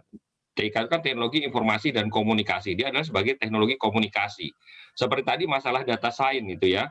Data science itu kalau adik-adik ke data science, adik-adik sebenarnya tidak perlu memikirkan masalah tampilan, tapi adik-adik memikirkan masalah logika untuk mengolah data yang jumlahnya sekarang sudah big data itu dengan algoritma-algoritma tertentu. Nanti tampilan itu sudah orang-orang desain komunikasi visual di kafe yang akan menampilkannya dengan lebih pas, lebih komunikatif, lebih promotif gitu ya.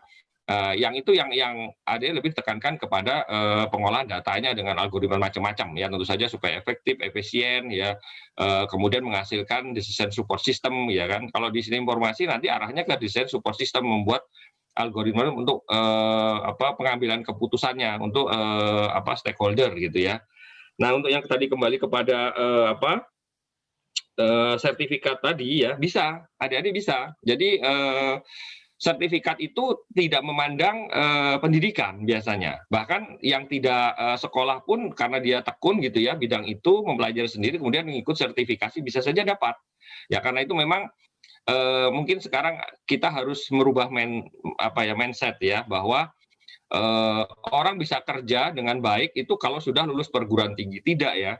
Di beberapa perusahaan-perusahaan penting itu malah sudah tidak memandang itu. Itu hanya cuma dipakai sebagai syarat administratif saja. Lebih kemudian dia melihat kepada sertifikasi yang diakui secara internasional. Artinya sertifikasi itu dengan standar yang sudah dia buat, dengan pola metodologinya itu diakui secara internasional, dan itu kalau Anda memiliki sertifikat itu juga pasti akan lebih diakui. Kita kalau di kami itu selain ijazah ada peserta mahasiswa itu harus punya SKPI, sertifikat kompetensi pendamping ijazah. Jadi nanti ada SKPI, jadi selain ijazah ada SKPI. Ya SKPI ikut sertifikat-sertifikat. Jadi ketika mahasiswa mereka ngambil sertifikat. Atau bahkan sekarang banyak dosen-dosen di tempat kami itu juga kalau misalnya mahasiswa baru mengambil satu mata kuliah ditanyakan gitu loh, apakah Anda memiliki sertifikat profesi yang sudah Anda miliki yang sesuai dengan mata kuliah itu. Ya misalnya saya ada di security ya, information security. Jika memiliki sertifikat ABCD tentang security misalnya gitu ya, dari sertifikat internasional, maka bebas, mata kuliah itu dibebaskan karena dia sudah memiliki sertifikat, berarti sudah kompeten. Dan apa yang kita sampaikan memang kan kurikulum sekarang itu kan lebih menekankan kepada kompetensi. Kalau kompetensi sudah tercapai ya sudah, tidak perlu diperpanjang, harus mengulang lagi, dia bisa belajar yang lain karena jumlah yang harus belajar kan cukup banyak. Nah, sertifikasi yang sudah dipunyai itu jadi bisa saja menjadi pengganti nilai mata kuliah gitu, tinggal mata kuliah, karena memang dia sudah memiliki sertifikasi itu.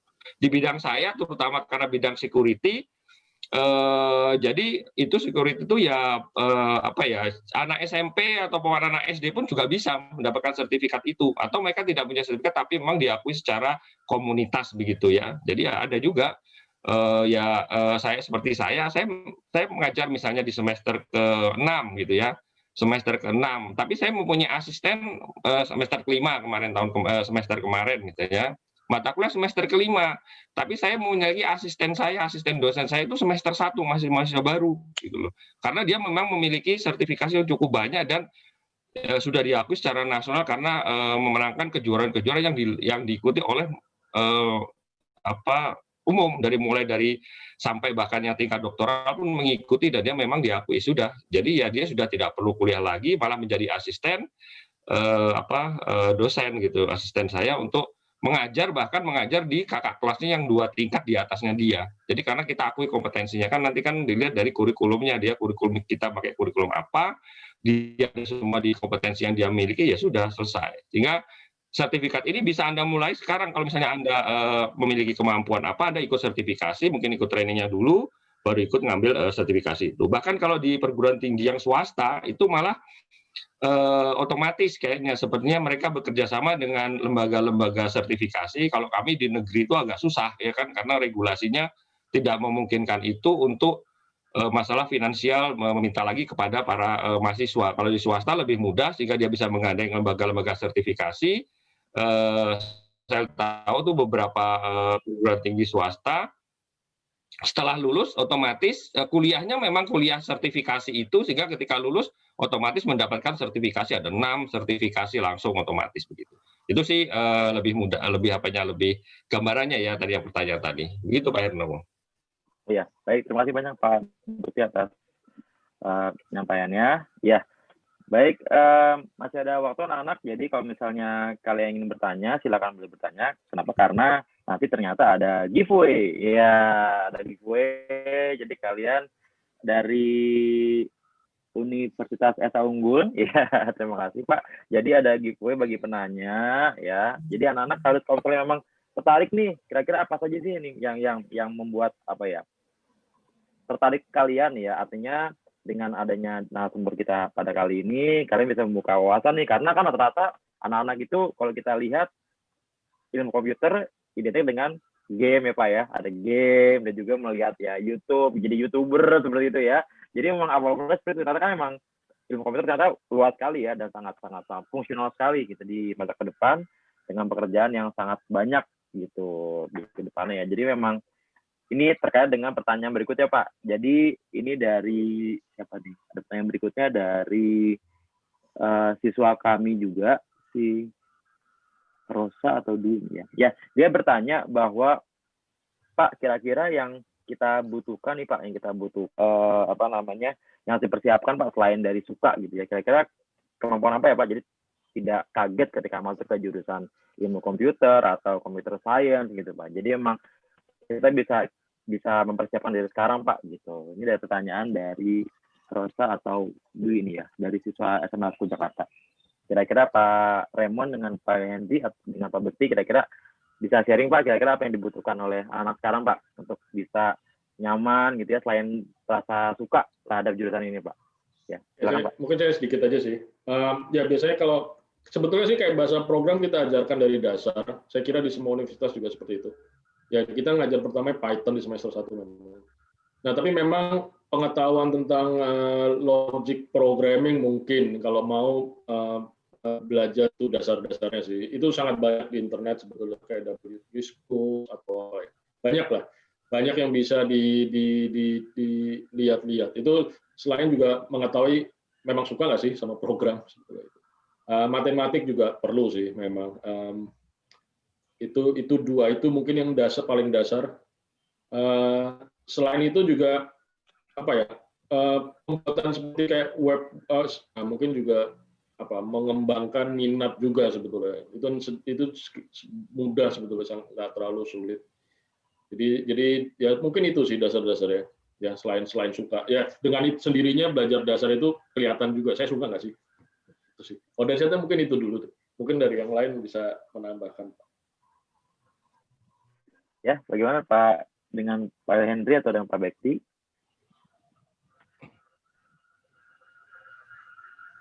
Oh, saya saja dulu. Pak Yuhadi kelihatannya masih yang lain sibuk. Baik, kalau saya sih melihatnya adik-adik harus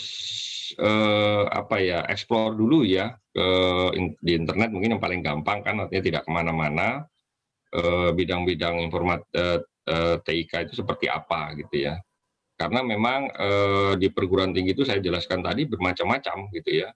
Ya sudah nyampur gitu ya, sudah nyampur karena ya tadi tuntutan kami di perguruan tinggi, di prodi-prodi, bagaimana mahasiswanya ketika lulus ya bisa berkompetisi gitu ya, menang gitu dalam kompetisi gitu ya. Sehingga ya kita akhirnya membekali semua, akhirnya semua bidang kalau perlu diajarkan gitu kan searah-arah ke arah sana, walaupun sebenarnya ada ketentuan bahwa stressingnya harus seperti itu gitu ya, seperti yang di ACM itu gitu kan. Nah sehingga ya adik-adik perlu di-explore. Kemudian untuk mengetahui kita minat atau tidak gitu ya, ini pengamatan saya ya, kemampuan logika. Komputer itu sebenarnya kemampuan logika yang dipentingkan. Kalaupun ada matematika itu biasanya ke matematika ke arah logika, diskrit gitu kan. Nah ini adik-adik harus orang-orang yang harus biasanya orang yang suka menghayal gitu ya, menghayal kalau ini gini, kalau ini gini, bisa mengambil kesimpulan dari sebuah sebab akibat gitu. Itu kira-kira sudah satu modal bahwa adik-adik akan bisa ya berkecimpung di dunia komputer gitu ya. Walaupun memang tidak menutup kemungkinan bidang-bidang yang lain juga ada komputernya. Ini juga mulai sekarang bahwa prodi-prodi lain itu sudah mulai ada komputer. Misalnya ada mata kuliah tentang database di ekonomi, di akuntansi, di kedokteran, bahkan sekarang gitu kan, di hukum gitu kan, hukum sekarang ada tentang teknologi informasi gitu kan. Jadi sudah mulai masuk ya. Mungkin apakah nanti karena memang di komputer kita ini sebenarnya kalau di rumpun bidang ilmu ini masuk dalam ilmu-ilmu yang setara dengan matematika, fisika begitu sebenarnya. Sehingga mungkin ke depan akan menjadi komputer ini menjadi bidang umum gitu ya, common gitu ya. Jadi semua harus bisa gitu kan. Sekarang ini kan semua harus bisa mengoperasi dan harus ngerti tentang konsep sistem informasi, harus ngerti konsep tentang database gitu kan. Bahkan harus mulai ngerti tentang konsep-konsep big data. Dan itu akan dipakai oleh semua hal gitu kan, seperti misalnya di kedokteran gitu kan, big data juga dia butuhkan gitu kan. Nah sehingga pun banyak sekarang mata kuliah yang sejatinya awal-awalnya di prodi-prodi komputer meminta dari kelasnya harus menguasai ini dan itu, akhirnya ya berubah lagi gitu ya. Jadi ya susah untuk ideal ya, tapi realistis saja terhadap kebutuhan di dunia kerja. Kira-kira begitu Pak Hernowo. Ya, baik Pak. Terima kasih banyak Pak atas penyampaiannya. Nah, jadi kira-kira seperti itu anak ya. Jadi untuk kemampuan dasarnya, pertama adalah suka dulu, kedua adalah banyak sekali berkaitan dengan logika, seperti itu ya, bisa ditingkatkan logikanya gitu. Karena memang di jurusan ini banyak sekali perkuliahan atau mata kuliah yang memang membutuhkan logika Pak ya, gitu ya. Jadi memang harus dipersiapkan dengan baik. Ya. Baik, kita masih ada 2 pertanyaan lagi, Pak. Ini kami tujukan kepada Pak Yuhendri dari atas nama Raksha Laksamana, kelas 11 MIPA 4. Pak, saya mau bertanya, Pak, untuk anak SMA, programming language apa yang bisa dipelajari yang tidak terlalu susah, tapi juga berguna, Pak? Nah, jadi dia lebih ke programming language. Ya, silakan, Pak. Baik Pak Hernowo, untuk tadi ada yang menanyakan kira-kira bahasa programming apa gampang dipelajari. Sebetulnya untuk bahasa pemrograman hampir semuanya sama ya, sintaksnya. Cuman untuk yang sekarang ini yang sedang ramai digunakan dan menurut orang-orang yang mempelajarinya cukup mudah dipakai dan dipelajari adalah salah satunya adalah bahasa pemrograman Python. Dan bahasa pemrograman Python ini multi using ya, bisa digunakan untuk apa saja, bisa digunakan untuk membuat program game, bisa digunakan membuat aplikasi enterprise ya, aplikasi untuk perusahaan, kemudian juga bisa digunakan untuk mengakses perangkat, dan banyak sekali fungsi-fungsi yang bisa dimanfaatkan dengan menggunakan bahasa programming Python ini. Ya salah satunya tadi bahasa untuk data scientist atau data analis itu ya juga bisa menggunakan bahasa Python gitu. Jadi dari sisi kemudahan kita menggunakannya juga cukup mudah. Dari sisi mempelajarinya juga cukup gampang ya, dan bahasanya relatif lebih sedikit kalau kita sintaksnya dibanding bahasa Java misalnya ya, atau bahasa yang lain. Salah satunya bisa mempelajari Python untuk saat ini. Begitu Pak Hernowo. Oh iya, baik Pak, terima kasih banyak Pak ya. Jadi untuk baca program Python ya, yang memang sampai saat ini banyak yang digunakan ya Pak. Nah, mudah-mudahan menjawab pertanyaan dari. Iya, baik Pak. Ya, berikutnya ada pertanyaan dari kelas 12 nih Pak. Nah, lagi-lagi siswi Pak, perempuan. Wah, ini sepertinya banyak yang minat nih Pak nih, perempuan nih Pak, ke bidang komputer ini Pak. Ya, ini ditujukan kepada Pak Raymond. Pak, maaf mau tanya, soft skill apa yang diperlukan oleh calon mahasiswa ilmu komputer, khususnya sistem informasi, dan setelah lulus soft skill apa yang didapat? Oh, jadi dia mempertanyakan tentang soft skill, Pak. Oke. Wah, ini kita butuh banyak wanita sih di komputer saya di bidang komputer, karena terus terang nggak terlalu banyak, terutama komputer science ya. Informasi mungkin lebih banyak wanitanya. Sebetulnya bukan hanya computer science, saya pikir komunikasi skill paling penting. Itu salah satu soft skill yang penting. Maka dari itu di setiap di kita sebetulnya, jadi setiap mata kuliah biasanya ada project. Selain semester 1 yang individual, di semester berikutnya tim project biasanya. Jadi mau nggak mau kerjasama dengan tim lain. Bahkan di semester 5 akan kerjasama dengan graphic design student gitu. Jadi ya kamu bikin backend-nya, grafik bikin desainnya. Jadi bagaimana komunikasi dengan anak dari program lain, dan itu nggak mudah. Ada yang komplain kadang-kadang dia terlalu lambat, yang ini maunya banyak gitu kan. Ya jadi berhubungan dengan antar member dalam tim penting. Sama presentasi, mempresentasikan project dari proposal sampai hasilnya. Itu kita juga minta selalu. Jadi ya gimana gitu. Itu dilatih, memang di semester itu kelihatan mungkin ada beberapa yang bermasalah kan. Tapi biasanya sudah di akhir-akhir semakin baik gitu. Jadi di kita juga ada setahun harus internship atau enrichment namanya, keluar BINUS. Jadi dipaksa. Nanti kalau nggak dari sekarang siap, gimana waktu internship gitu. Itu sih. Jadi soft skill yang paling utama itu yang di course yang kita agak push ya. Yang lainnya mungkin ya bisa diwajibkan gabung juga dengan klub-klub terutama gitu kan, untuk membiasakan diri sama kompetisi, membiasakan diri dengan ketemu dari orang-orang program lain, universitas lain seperti itu. Jadi orang komputer biasanya introvert terus terang. Jadi memang kita agak push supaya mereka lebih berani seperti itu. Itu kalau yang itu yang dasar sih. Mungkin bapak-bapak yang lain bisa menambahkan soft skill lain. Iya, baik Pak, terima kasih banyak Pak. Iya, tadi Pak ya, kita harus keluar dari itu Pak, pemikiran introvert itu Pak ya, gitu. Iya, baik. Pertanyaan selanjutnya ini ada yang juga Pak, nitip Pak Bekdi. Pak, maaf tadi saya keluar masuk karena jaringan kurang baik. Oh iya, mau tanya Pak. Sekarang banyak kursus seperti Udemy dan Decoding sangat bertebaran di mana-mana gitu untuk belajar pemrograman. Nah, kira-kira apa bedanya dengan kuliah ilmu komputer atau teknik informatika, Pak? Jadi kursus yang ada sekarang, kira-kira apakah kajiannya sama atau beda Pak dengan ilmu komputer atau dengan teknik informatika, Pak? Gitu. Mohon dijawab Pak. Ya.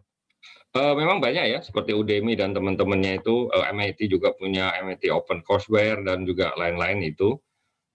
Itu kan sarana ya, sarana pembelajaran ya, tidak ketemu langsung ya, istilahnya kita sebut dengan sinkronus gitu biasanya.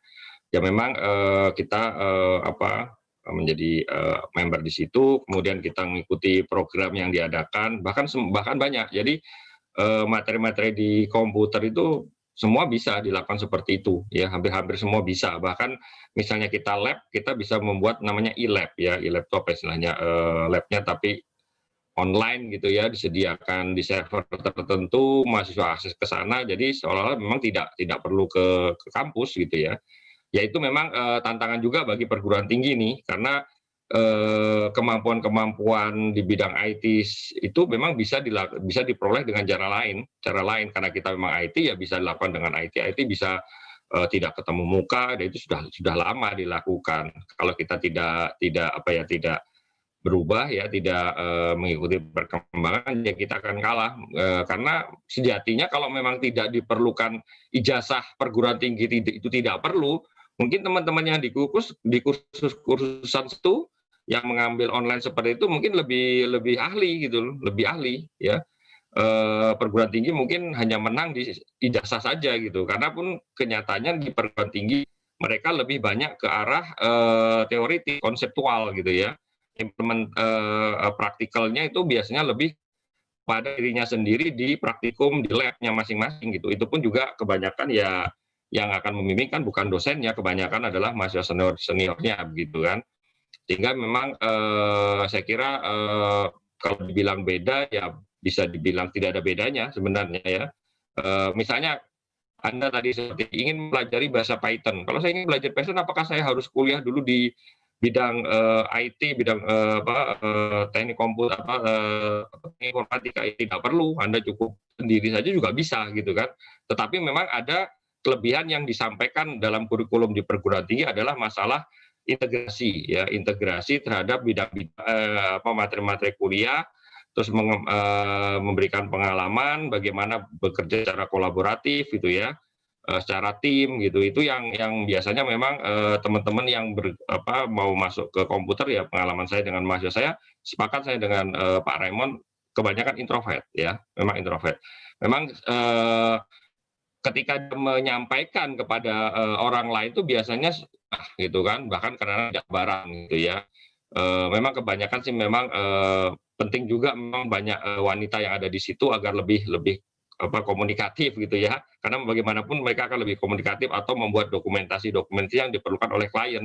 Ini biasanya kalau bagi yang laki-laki susah gitu kan, karena semuanya ada di kepalanya, dituangkannya itu susah. Tapi ketika dimintai technical support dan lain sebagainya, tidak sabaran gitu kan, dan juga tidak bisa menjelaskan dengan baik. Itu umum di orang-orang komputer seperti itu, memang umum. Apalagi yang sekarang yang dia tidak bertemu dengan orang, hanya bertemu dengan komputer saja seperti ini, itu tambah asosialnya tinggi sekali biasanya. Sehingga ya dia hanya mau orang komputer itu biasanya akhirnya dia mau berkomunikasi dengan sesuatu yang dia bisa paksa untuk menurut kemauan dia, yaitu komputer itu kan dia paksa sesuai dengan yang dia buat. Tapi ketika berhubungan bernegosiasi dengan orang lain lemah karena tidak bisa bernegosiasi dengan baik atau memenangkan dari suatu diskusi begitu kan. Nah, jadi saya kira itu Mas, jadi kalau tadi pertanyaan tadi tentang apa tadi, saya juga lupa tadi. Tentang perbedaan Pak dengan kursus Udemy tadi Pak, dengan jurusan. Jelaskan yang Udemy tadi ya. Jadi tidak apa-apa, Anda pun misalnya tidak setelah lulus SMA ini kemudian misalnya harus bekerja dan lain sebagainya, ya tidak apa-apa. Tapi apakah itu sudah menutup bahwa Anda tidak memiliki kemampuan IT dan tidak laku kemampuan Anda? Tidak juga, karena banyak di luaran sana ternyata malah mereka tidak pernah lulus kuliah. Kalau kita lihat pencipta atau founder di bidang teknologi informasi kan rata-rata hampir 50% lebih kan tidak selesai kuliahnya semua, kan putus di tengah jalan semua. Ya kan, seperti Anda tahu cerita-ceritanya itu kan semuanya putus tengah jalan, tapi mereka bisa berkembang sendiri. Dan sekarang Anda dimudahkan dengan adanya kursus-kursus online seperti itu, ya, kursus seperti itu yang bisa Anda ambil materinya sesuai dengan yang Anda butuhkan. Kalau di perguruan tinggi, ibaratnya Anda harus memakan semua menu yang sudah ada, tidak boleh milih gitu kan. Kalau Anda milih, Anda tidak lakukan, walaupun satu mata kuliah, Anda tidak bisa lulus juga. Ya ini memang yang harus dihadapi ketika Anda kuliah di bidang komputer gitu kan. Karena memang masih belum spesifik. Ya di S1 itu masih belum spesifik bahwa misalnya saya hanya ingin menjadi seorang ahli di bidang networking, tidak bisa gitu. Anda di teknik komputer tidak hanya networking saja, ada yang lain. Jadinya kan Anda juga harus belajar yang lain juga gitu. Nah itu yang kadang-kadang mahasiswa akhirnya ya agak lama kuliahnya, akhirnya nggak selesai juga gitu kan, karena ya walaupun dia sebenarnya sudah khusus membidangi tertentu, karena kita memang jurusannya tidak ada jurusan spesifik, misalnya jurusan robotik kan tidak ada, hampir tidak ada jurusan robotik gitu kan, atau jurusan tentang IoT gitu kan, nggak ada, hampir nggak ada kan, harusnya karena harus mempelajari yang lain. Ya kira-kira itu Mas tanggapan saya. Terima kasih Pak Arno. Ya, baik Pak Zulki atas paparannya. Ya, itu ya. Jadi memang memang banyak yang dibutuhkan Pak ya, dibutuhkan dalam ingin masuk ke jurusan komputer, dan juga ternyata untuk masuk ke jurusan computer science ini memang butuh selain kemauan gitu kan Pak ya, kemauan, juga butuh logikanya yang kita, dan itu akan terus belajar Pak ya, dengan masuk jurusan tersebut akan dilatih Pak ya, dilatih bagaimana bisa kita menjadi mencipta Pak ya, meng-create ya Pak, karena emang kan dalam atau mungkin 1 tahun ke depan untuk pekerjaan emang butuh sesuatu yang bisa kita buat, kita produksi Pak ya gitu. Jadi nggak cuma kita hanya belajar saja, tapi banyak banget produk yang bakal dihasilkan dari computer science ini Pak ya. Ya. Jadi kira-kira begitu saja Bapak, Ibu peserta KRD hari ini, karena pertanyaannya sudah tidak ada lagi. Jadi sedikit Bapak pemateri untuk anak-anak, pesan sedikit statement terakhir bagi anak-anak, bagi yang berminat sekali computer science, kira-kira hal apa yang dibutuhkan, dan juga bagaimana menetapkan niat bahwa oke, saya mengambil computer science, saya harus seperti ini gitu. Dari Pak Raymond terlebih dahulu, Pak. Singkatnya mungkin. Ya, seperti yang saya bilang ya, harus suka pertamanya. Masukan dari orang tua penting, tapi bukan utama. Milih program, ya itu tadi semua udah bilang tadi Pak Bekti, terutama bisa dilihat mungkin di slide-nya Pak Bekti. Jadi mau jadi apa sih? Itu mungkin yang penting juga. Mau jadi apa sih kalau saya sudah lulus? Itu utama. Terus ya kemampuan juga sih, kemampuan saya sekarang seperti apa. Kalau mau masuk program mungkin kemampuan belum kurang ya, masih bisa ngejar kan, terutama yang kelas 10, 11 kan. Masih bisa belajar IT, bisa kok sebetulnya, banyak tadi sudah dibilang Udemy, macam-macam lah, bisa belajar dengan mudah. Nah, jadi tinggal kemauan, terus terang kesuka ya, kemauan sama mau jadi apa sih kita kalau sudah lulus. Itu aja Pak. Nah, mungkin yang lain bisa menambahkan. Terima kasih Pak. Ya. Bagaimana dengan Pak Yuhendri, Pak? Silakan Pak.